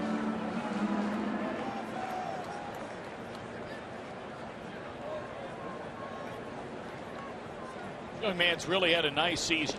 He's been hitting right around 280 most of the year. He already has 30 home runs. That's a good example, really, of a guy that, we talked about Javier Baez, their second baseman, and how he's 21 years old and maybe up here probably sooner than he should be. Well, Rizzo was a very young player when they first brought him up, and he's getting better and better as the years go on. 30 home runs this year, 71 driven in. Of course, the one difference is reputation on knowledge of the strike zone. We told a story about Rizzo before, when Theo Epstein and Jed Hoyer were in Boston. They brought in Rizzo there through the draft. When Jed Hoyer became the general manager in San Diego, he made the trade to get Rizzo in that organization. When he came to Chicago, he makes a deal to get Rizzo to come to the Cubs.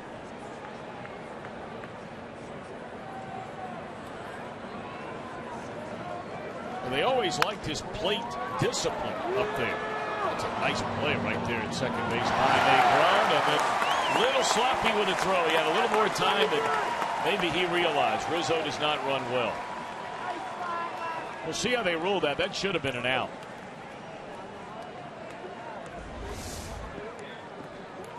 It's an error on Negron.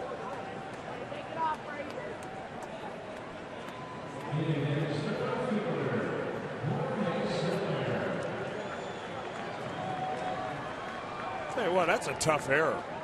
I know it should have been an out with a good throw, but he didn't have a chance of planting his feet. He went a long way to get it. He was diving at the time that he made the defensive stop. That's a tough error.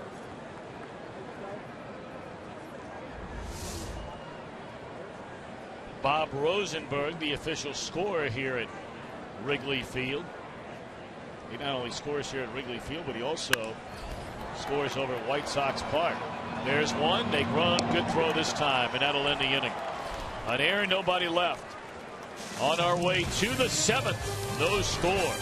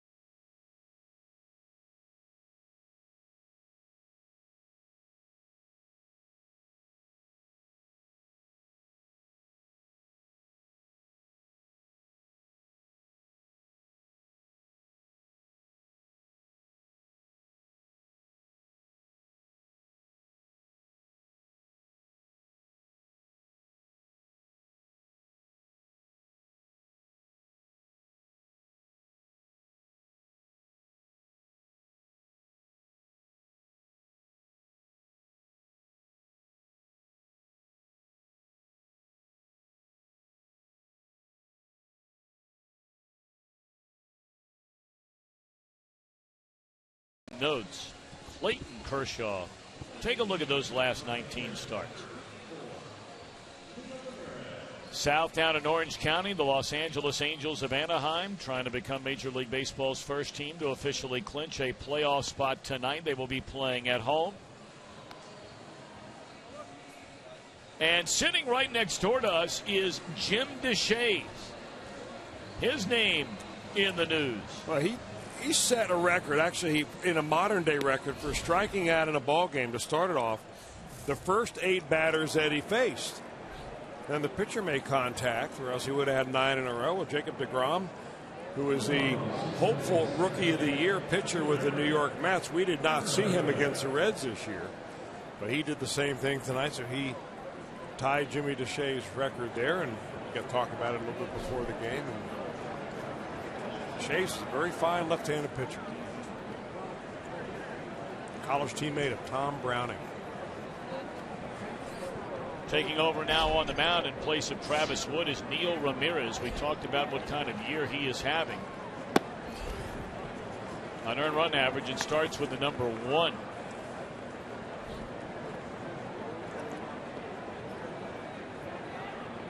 Opponent's batting 174 against Ramirez. Of course, the Reds will settle for anybody after getting just 3 hits and no runs in 6 innings against Travis Wood.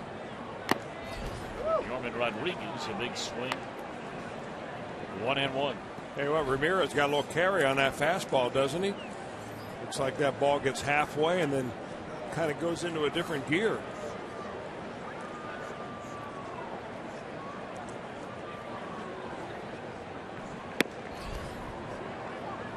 Now being told that Jim Day all of a sudden has been handed some chow down there. Is that right or wrong, Jim? Well, Bob Castellini Jr. watching the broadcast and the power of TV. This gentleman. Well, Gogie's sitting behind him. He's there with Bob there. And Gogie's one of the guys that is the founder of Crocs, believe it or not. And Gogie's a good buddy. He is. Of Bob Jr. And Gogie's a good man. What do you bring you down there? I got a dog that it looks like it's seen its better days. Oh, the ketchup and mustard. It was in his pocket. So. Well, better than being in his Crocs. But you know what? I'm game. You know, they bring it down to me, especially the Castellini family. I'll pretty much do anything for them. Well, now Gogie's a good man. Castellini Jr. is awesome. How's that dog? Bobby C. Jr. Thank you, buddy.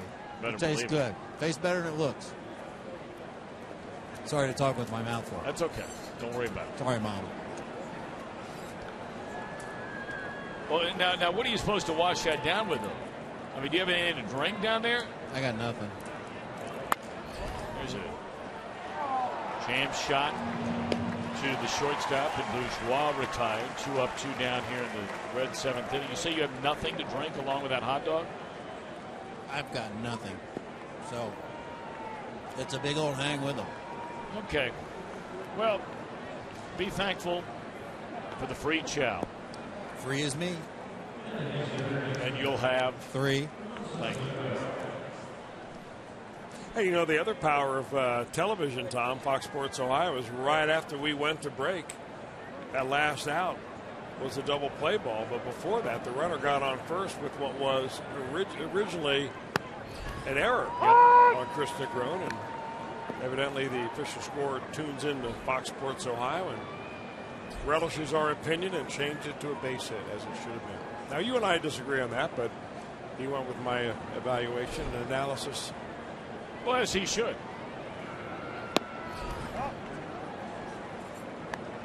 That's Bob Rosenberg down there. We're starting to talk about Bob Rosenberg. He does the official scoring here at Wrigley Field. He'll do the official scoring. There's Bob over at White Sox Park, over on the south side. And he works all the Chicago Bulls games. He's worked over 2,000 games over in that building. Still no score.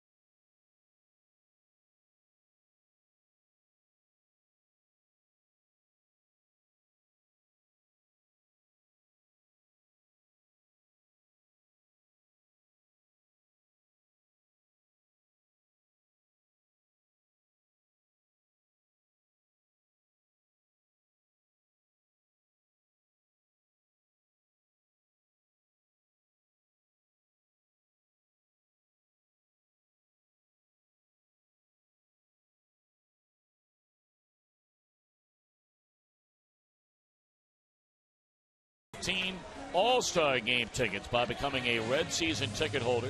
And there are plans starting at under $9 per seat. I mean, we're talking about a chance to get tickets to the game, the Home Run Derby, Fan Fest, you name it. Coming to the Queen City next summer. 765-7600. Number to dial. No score in Game 1 of this 3-game series of Reds and Cubs in Chicago's Wrigley Field. Alfredo Simon allowed 2 hits, walked a batter. Cubs left the bases loaded in the first inning. He allowed 1 hit, faced 4 batters in the second inning. Since the third inning, Simon has pitched to the minimum number of batters over the last 4 frames. He got a 2-out single. That runner was thrown out stealing in the 4th. He allowed an infield hit with 1 out in the 6th, a double play off the bat of Soler, cleaned things up in that inning. So Valbuena leading things off here in the Chicago 7th. 0-2. Reds have action in their bullpen for the first time tonight. That's Manny Parra. And now another right-hander is getting loose in the Cub bullpen. It's Pedro Strop.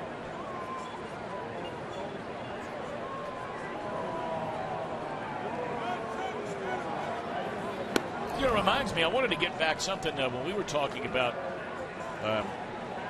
David Holmberg a little bit earlier on, and how well he pitched coming out of the bullpen after Dylan Axelrod had to leave the games a couple of appearances ago, and how beautifully he threw in that game. And then starting over the weekend, how well he pitched. The ball nearly hitting Valbuena. It's 3-2. Chris, when you look at Holmberg, now this is a guy who wants to be a starter. He's always been a starter, but do you project him in any way, shape, or form as being a guy that in the bullpen you could bring in just to get a left-handed batter out? Well, right now you just evaluate the bullpen. What do you have out there? You got Manny Parra, has been on and off this year as far as health to his arm. Sean Marshall coming back from an injury. Hopefully he'll be back next year, but they haven't gotten a lot out of him in the first, at least this year and some of last year as well. Ryan Denick called up from the minor leagues this year. He's a left-hander that has been a bullpenner down there. I think they like Holmberg as a starter overall, but if you need balance in your bullpen, why not have 3 guys down there? I remember Tony La Russa, that's a lesson that he would always try to get, was 3 left-handers in the bullpen, gives them a lot more balance. So yeah, I could see Holmberg down there. It's interesting though, Holmberg's style, a lot of times to right-handers hitters, he's gotten so good with that changeup that he doesn't face a lot of left-handers. So you almost get better at getting right-handers out than you do left-handers out. But I think that all it takes is a little bit of practice. He can get that slider in and be pretty effective. Had a conversation about how to pitch left-handers with him when we were sitting on a dugout a while back, and I keep bringing back information that hitters used to tell me, and they tell me now. Scouts will say this over and over again. Even a left-hander that uses a lot of junk to get a left-handed hitter out, you have to come in there with a fastball every once in a while just to show them. And if you don't pitch inside, you'll never be consistent. Tony Fossas, who's now in the Reds minor league system as a pitching coach at Dayton, lasted a long, long time, as you know, as a guy that would have 60 appearances in a year and 30 innings pitched, but they would all be against tough lefties. He sneaked that fastball in there first and get him out with a couple of breaking balls and see you later. I don't see why Holmberg couldn't fit into that role if that's what they wanted to do. But right now, if you're the Reds and what you've seen out of Holmberg, I mean, you don't want to give up on him yet as a starter. Is that fair to say? I mean, well, where's there room in the rotation? Right. If everybody comes back projected as healthy they're supposed to be, Latos comes back healthy, Homer Bailey comes back healthy, Cingrani comes back healthy, and you have Simon, you have Johnny Cueto, you have Mike Leake. I mean, there's no room at the end for another starter. So, if I'm David Holmberg, I'm thinking, hey, I want to get to the big leagues. If that means me being a reliever for a while, I'll do that. But they don't always operate like that anymore. And I'm not sure Renteria is agreeing with the first base umpire, Mike Everett, about that call, and now they're both going to look into the dugout. Yep, They'll say, never mind, thank you very much. Call him back in. That's a nice play made by Todd Frazier there. Really nice play. Scoop, toe on the bag. Thank you very much. He's had several chances for scoops in this ball game.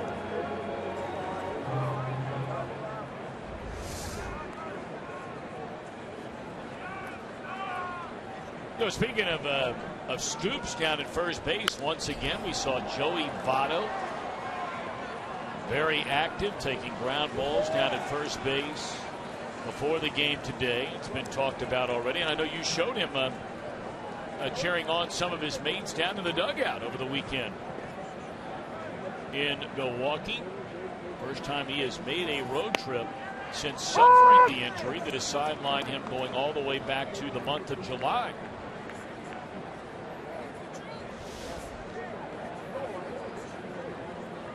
There continues to be talk that the Reds would like to see Votto back on the playing field at some point before this year is over. And Votto has said all along, he told Jim Day, the two have gotten to be very close. And he made the comment that I don't care if I have to come back to the last inning of the last game. Yeah. Well, maybe we can hear from Jim Day at some point. Maybe not this inning, but see if he's had a chance to talk to Joey today. Well, I would think they probably have talked. There's a fly ball to left field. In fact, we'll double check with Jim on that in a minute. We're on our way to the 8th. No score.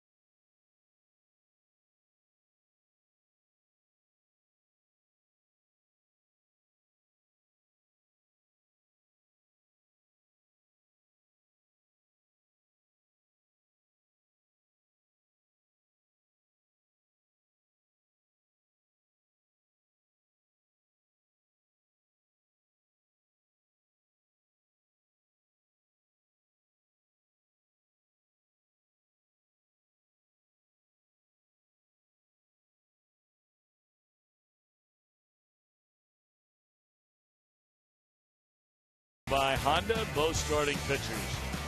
Dealing here tonight. The one-time Red, Travis Wood, going the front six, allowing only 3 hits and no runs. Alfredo's still in there. 7 innings, and once again dominating against the Chicago Cubs. Tonight, his 5th start against him. And I mean, it has been complete ownership. 5 hits, no runs, 3 strikeouts and a walk. His only walk, and 2 of the 5 hits came in the very first inning. Well, maybe the Reds can get him a run right here because he is due to be in the on-deck circle. And he is not there. Alfredo Simon is not. Looks like Brian Pena will be the pinch hitter for Simon. You know, kind of same old for Alfredo. He ranks in the top 20 in the league in the least number of runs supported by his offense when he takes them out. He's a couple of steps behind Johnny Cueto in that respect. Interestingly enough, his counterpart today, Travis Wood, is one of the highest supported pitchers. Elmore retired to open up the 8th inning, and as you mentioned, this is Alfredo Simon's spot. It was Brian Pena, and now he will give a pat on the back to big Donald Lutz, who's going to be sent up there to pinch hit. Hey, while we have a minute, let's get down there to Jim Day. Jim, any update in your conversations, daily conversations with Joey Votto? No real update. It's truly day to day. He's been cleared to soft toss him, but he's yet to take live BP in the cage, and we are running out of games. So we're doing all the agility drills. He looks pretty good, but I'm not sure we're going to see him in a game. Well, then, Jim, knowing what you know, and you're down there and around him, daily, not necessarily talking to him every day. I don't want to say that because I know that's not the case, but were you surprised then that there was even talk from anybody that we might see Joey Votto before the end of this year? Did that surprise you? I think it surprised me and surprised a lot of people, and actually surprised some of his teammates as well. This is the first road trip that he's been on with the team since being on the disabled list. They are out of it as far as the standings go and the playoffs go. But they holding out hope that he can get back, even if it's for a couple games, and have a good feeling going into the offseason. But if they were worried about him further re-injuring it, I don't think it would be in question at all. So we're obviously not worried about that. But it's good to have him on the trip. The team has kind of responded to it. And by the way, that when a shot of him cheering, interesting enough, it was about a walk, because Brandon Phillips walks rarely, and it was after Brandon walked in a game, and he was just kind of sarcastically cheering Brandon walking. Oh, I have not seen that. Yeah. Kind of poking fun at his teammate that he actually drew a walk.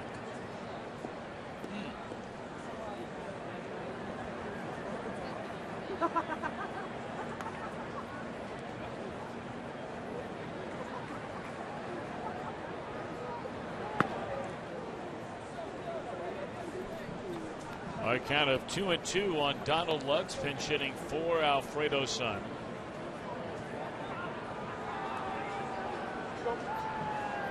Pedro Strop, we told you he was getting loose. Another guy who's really pitched well. If there's, some salvation in the kind of year the Cubs are having, it is safe to say, Chris, they have found themselves some pretty impressive arms down there in that bullpen. You're right about that. Strop they project as either a 7th or an 8th inning guy. And he's got a live fastball. We saw Neil Ramirez. He came in there, had a 1-2-3 inning. So if you're thinking along with the Cubs front office and Rick Renteria, you're thinking, all right, we've got a lot of young position players. The oldest guy in the lineup tonight for the Cubs, and they've got the youngest roster in Major League Baseball, is Chris Coughlin. He's 29 years old. He's the oldest out there. They've got some good arms in the bullpen. They just need to round out that pitching rotation.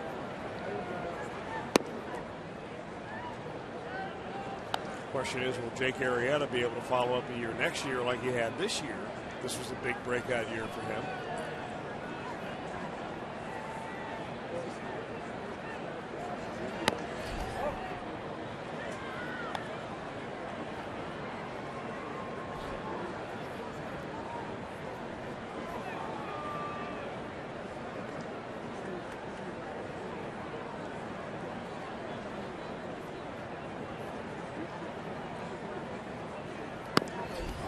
It's kind of interesting. We talked about Jacob deGrom tonight, who struck out the first 8 batters that he faced to tie the record set by Jimmy DeShays back in the 80s. Well, he is the one player that people around baseball are looking at that would be the biggest competitor to Billy Hamilton and the Rookie of the Year award. In fact, some people have given the nod to the Mets pitcher over Hamilton. Hamilton's fall after the All-Star break, he takes a walk there. Well, Billy, after the All-Star break, was hitting .216. He's done very well on the road. He has not hit nearly as well at home. And pretty much people had essentially awarded the Rookie of the Year to Billy Hamilton about a month ago based on what he had done through most of the season. And all of a sudden you got this pitcher from the Mets pitching so well, making national headlines now by starting a game by striking out 8 in a row to start the game off. maybe a lot tighter vote than people had anticipated.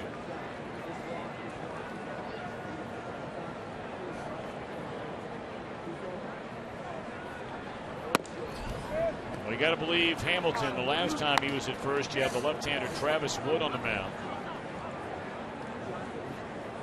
and did not attempt, really never getting a comfortable feeling. Wood, a very good move, and changes it up quite a bit, holds the ball, Way delivers to the plate, buries that. But Hamilton figures to get started very early to try to get into scoring position in this scoreless game with 2 away. Really, what do you have to lose right here?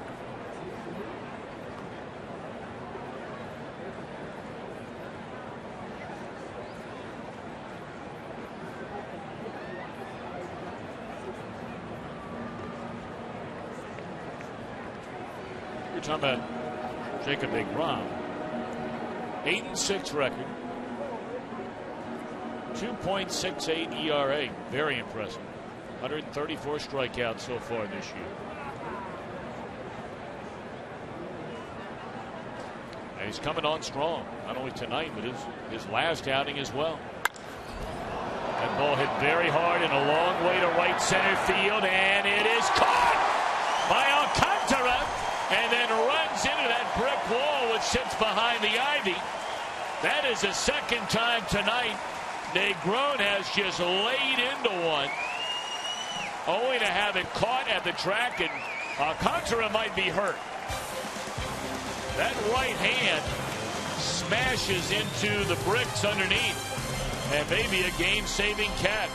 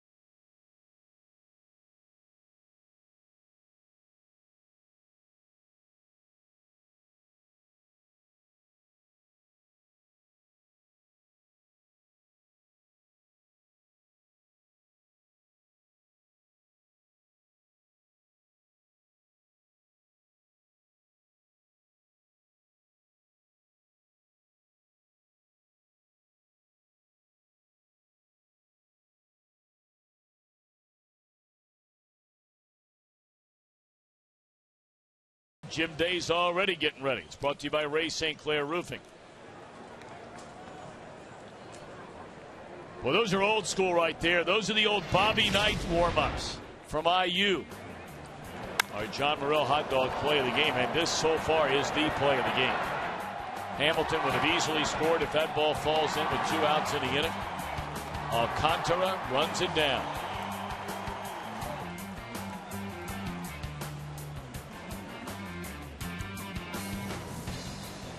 So a new pitcher brought on. Look at those rides.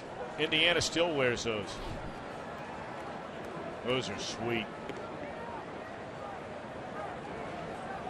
All right, Chris Faleka, former Red, comes up to the plate. And he will bat for Logan Watkins, the second baseman. Alfredo Simon, 7 innings of 5-hit shutout baseball. There has not been a runner from either team since the 4th inning that has reached second base. The Cubs have not had a runner at second since the 1st inning.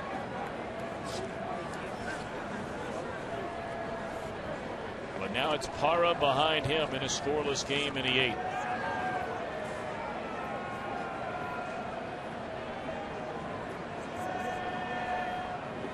I believe that's Mike Olt standing in the on-deck circle. And he would bat for the pitcher Stroke.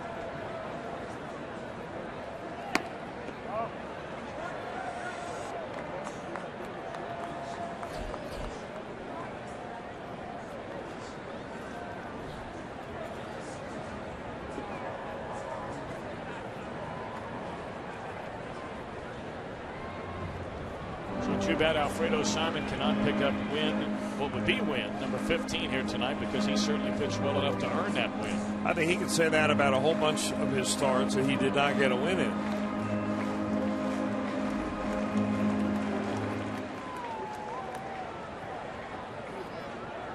But still, just going out and being able to pitch like he has the last couple of times out back to back. Very good.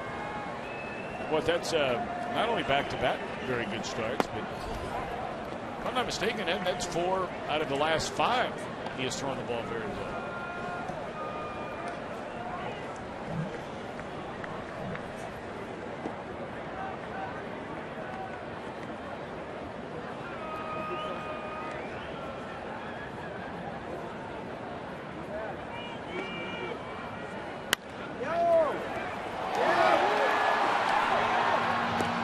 First base for Leko, 1 away to begin the inning.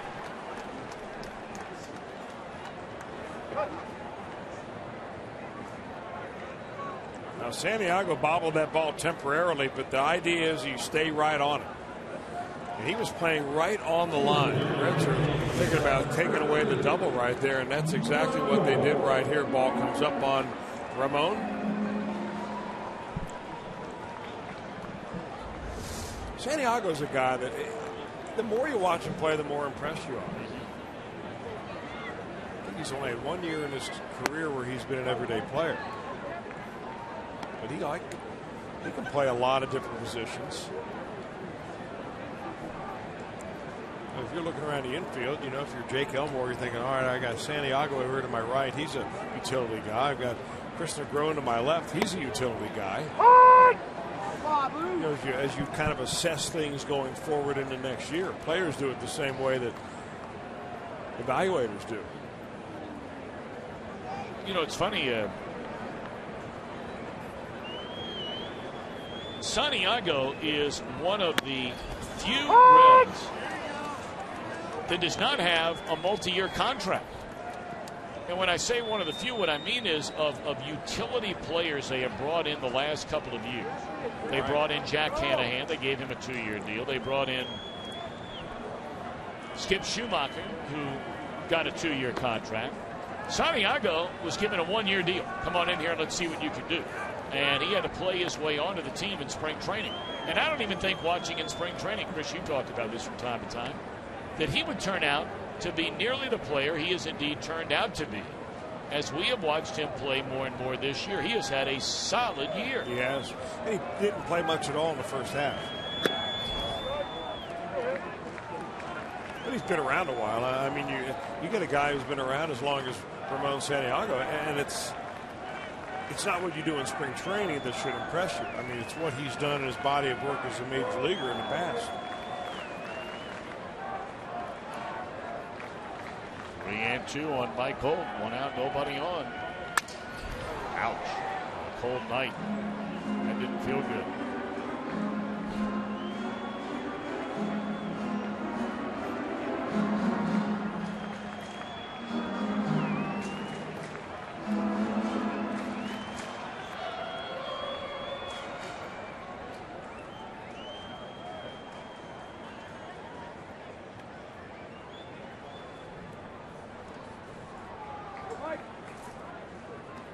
Parra ready, and now the 3-2 pitch. And there's ball 4.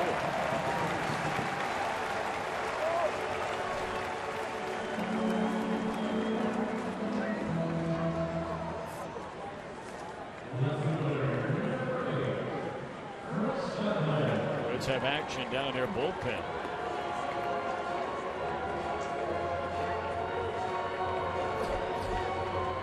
Pedro Villarreal getting loose.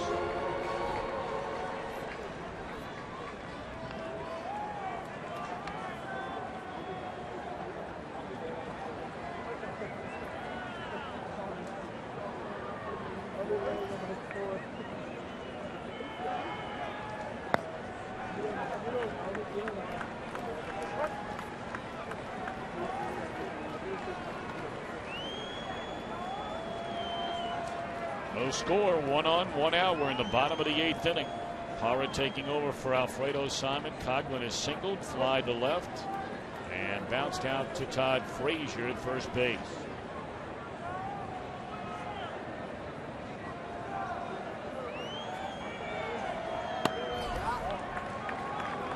And now all of a sudden Parra needing a compass to find a strike zone. He's fallen behind 2-0.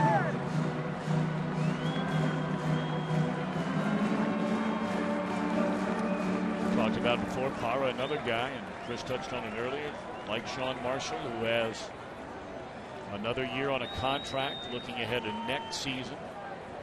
While Brian Price has said to the media that, you know, spots are open down there in that bullpen. Oftentimes, money plays a factor in those decisions. Shortstop Elmore going out to take care of that pop-up, 2 away in the inning. And you got to believe Brian Price will come get Parra. Here he comes up the dugout steps now. They'll bring in the right-handed Villarreal to face the right-handed batting Javier Baez. So this will be our Skyline Chili call to the bullpen. No score. 1 on, 2 out, last of the 8th inning.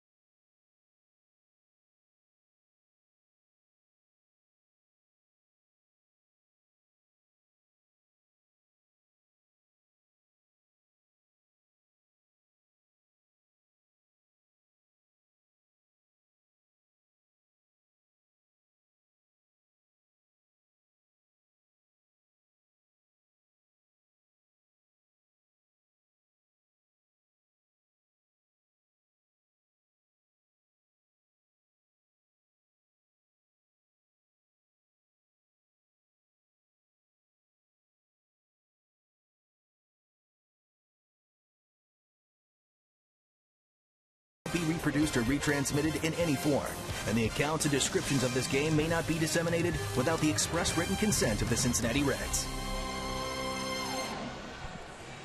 Don't miss Fox Sports Live. The crew will bring you the latest information from around baseball, football, the rest of the sports world. Fox Sports Live nightly on Fox Sports 1, streaming live on Fox Sports Go.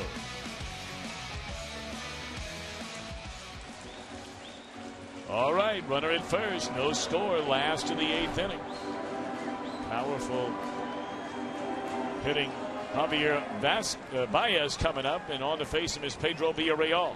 Pedro's been up and down a couple of times over the last few years. He was last in a ball game there in that 3-2 loss in Milwaukee. He's thrown the ball pretty well out of the bullpen this time around. 6 games overall, 10 innings for Pedro. And the league only batting, we saw there, in the 170s against Villarreal.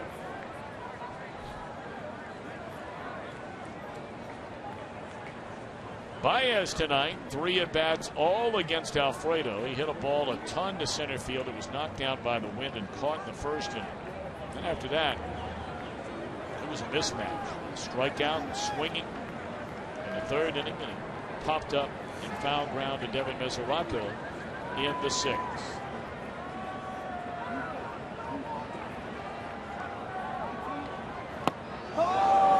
This guy is swinging for the downs on every swing. You know, we just saw a player in Milwaukee that swings a lot like that, and he gets himself out a pretty nice major league career. Mark Reynolds. Very similar swing we saw Reynolds do just over the weekend. That swing right there tells you, you know what, if he won't make an adjustment, then you keep throwing that same spot with the same pitch.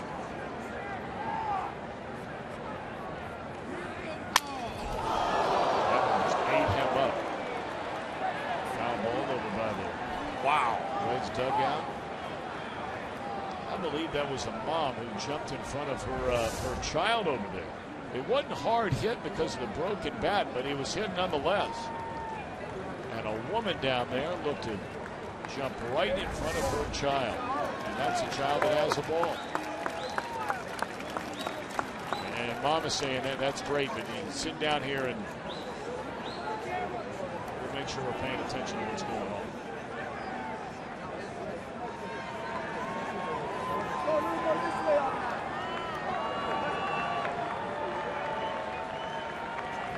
Well, probably go back after that slider, wouldn't you?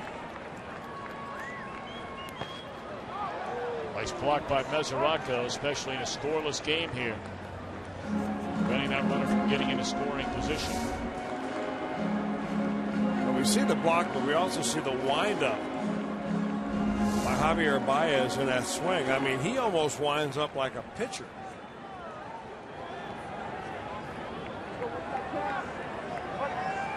Look at that swing now. If he hangs around the major leagues long enough to look back and say, man, what was I thinking?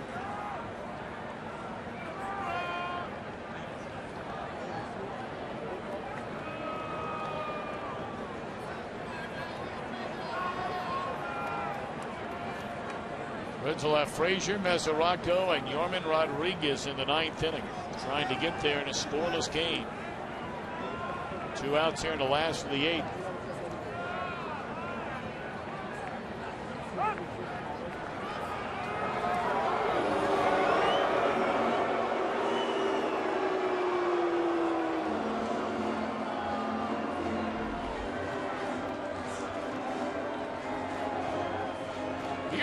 You mentioned how well he's thrown, especially this second time around. I mean, this is a guy who's trying to impress Brian Price right now. I mean, everybody is. It's silly to say, but this guy, if there are indeed open spots in that bullpen, he's trying to stake his claim to one of them. He needs an out right here.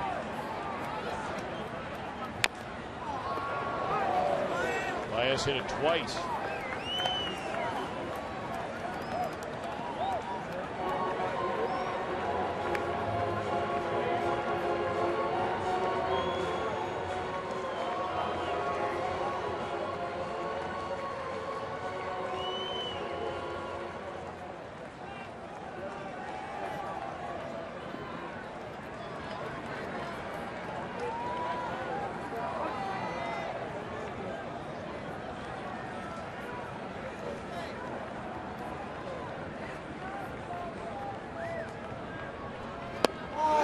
Swinging on that breaking ball down and away. On our way to the 9th. No score.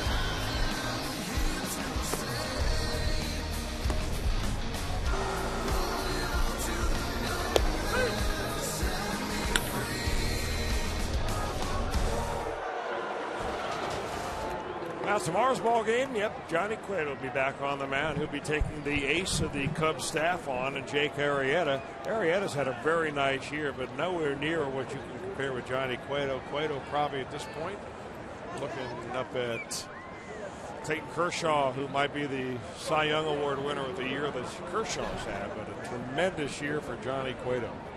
And that will be the matchup tomorrow. And again, same starting time. With a 1 hour time difference, Reds Live will get underway Eastern Time, 7:30. Our game coverage begins at 8 o'clock with Chris Welsh, Jim Day, and yours truly. Hey, nice having you on the pregame show today. That was very nice of you after a long, all-night flight. Hop on here early. Work so hard. Fly ball to right, 1 away. New pitcher is Hector Rondon. He's a closer. He's got 24 saves on the year out of 28 tries. He was in 45 games last year for the Cubs. But the year that he's having this year, way, way better than what he did last year.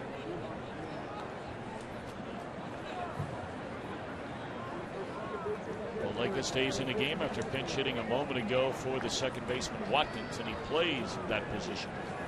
Now they put the big shift on Mesoraco. You've got to go all the way back to May the 22nd of 1990. The last time the Reds played a game in this ballpark that was scoreless through 9 innings. That was a game that went 16 innings. The Cubs won 2-1. I remember that game. It was Tom Browning against Mike Bilecki.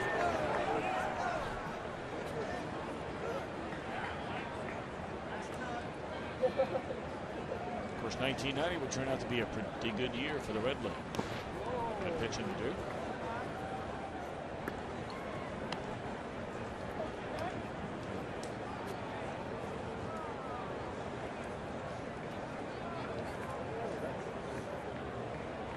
Mike Bilecki, boy, that's a name from the past. What a great guy he was. Made his name during that magical 1989 season here with the Cubs. Really came out of nowhere. He had bounced around for a couple of different organizations, and all of a sudden became a big winner for the Cubs when they won then the National League East. And movie star Hanson, very popular here in Chicago. That one pulled foul of the third baseline. Born and raised in Baltimore, Maryland, like Bilecki.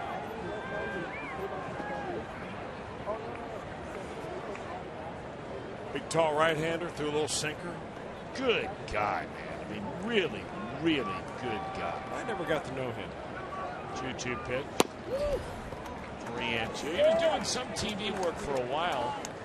It might have been back in Baltimore. But I have not seen him for quite a while. There's flame-throwing left-hander Aroldis Chapman. Right now, Villarreal still in the game. As there's a one-out walk issued by Rondon. And the Reds have the lead run aboard. Let's see if they can do something with it. And here comes Yorman Rodriguez.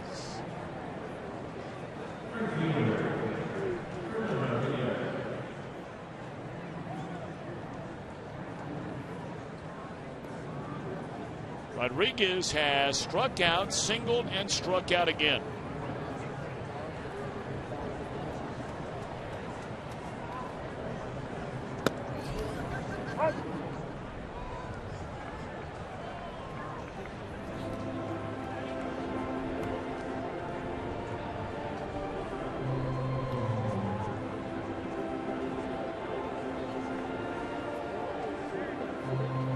About some news and notes around Major League Baseball. Major League Baseball has just announced that they have suspended, and rightfully so, 7 games to Jonathan Papelbon. They have fined him an undisclosed amount of money after making a lewd gesture, then bumping an umpire.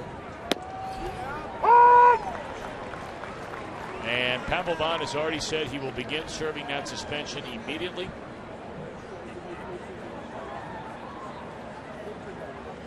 That was when he was booed off the mound, giving up 4 runs in the 9th inning of Philadelphia's 5-4 loss to Miami. Slow roller to the right side, should be 2, and Rodriguez beats a throw. Ball wasn't hit very hard, giving Rodriguez a chance to get up the line. Well, good hustle really by Mesoraco forced them to get the play at second base right there. And you upset the shortstop. Also, you see the odd throw that the shortstop had to make. He just had to jump up in the air and try to get something on it.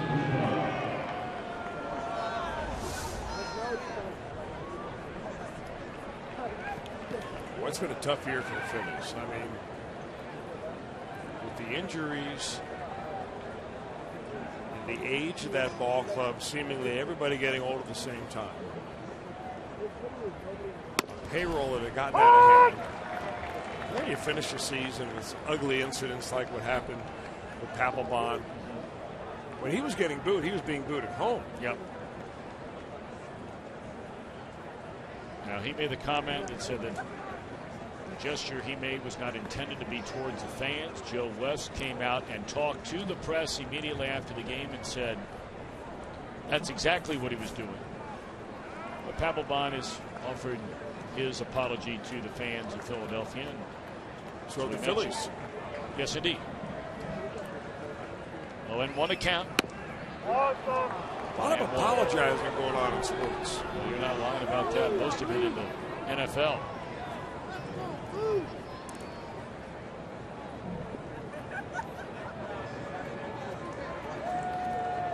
I can see a new scouting report coming anytime. Runner goes, pitch taken inside, throw to second, and they got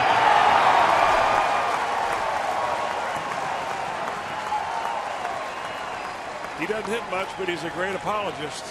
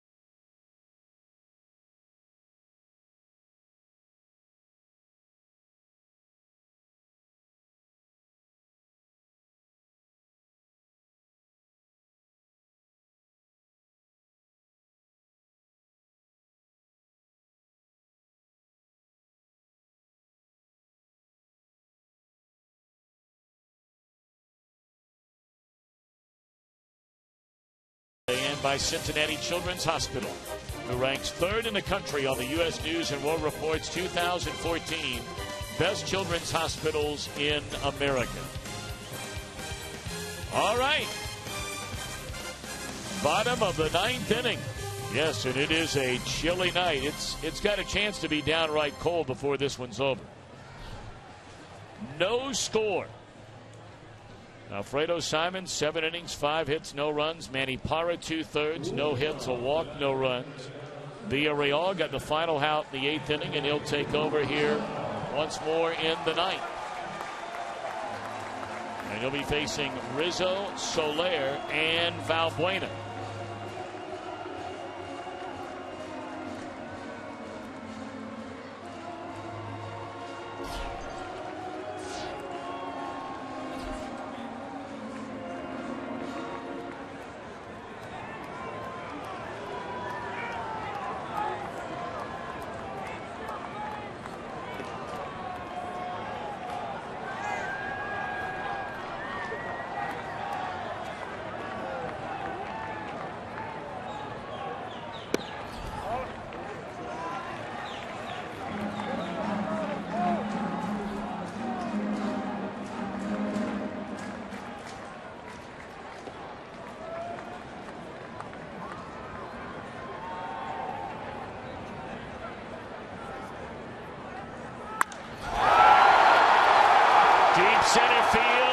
this one is over.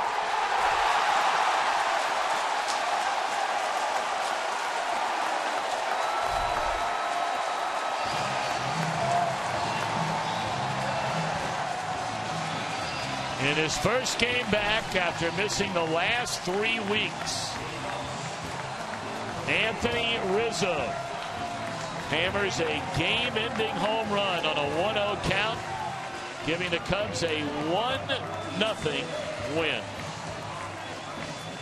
I didn't think anybody was going to hit one out to center field tonight, but on a 92-mile-an-hour fastball, which would be our Cholula flamethrower of the night. This one leaves the yard. Dead El Centro for Anthony Rizzo, who struck out the first couple of times up. His back did not look good early, but boy, he came through for the Cubs when they needed it.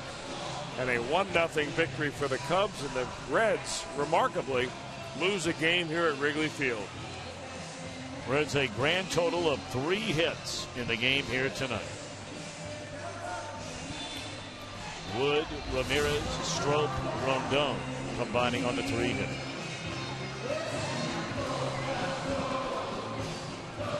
Reds Live coming up. 1-0 Chicago wins.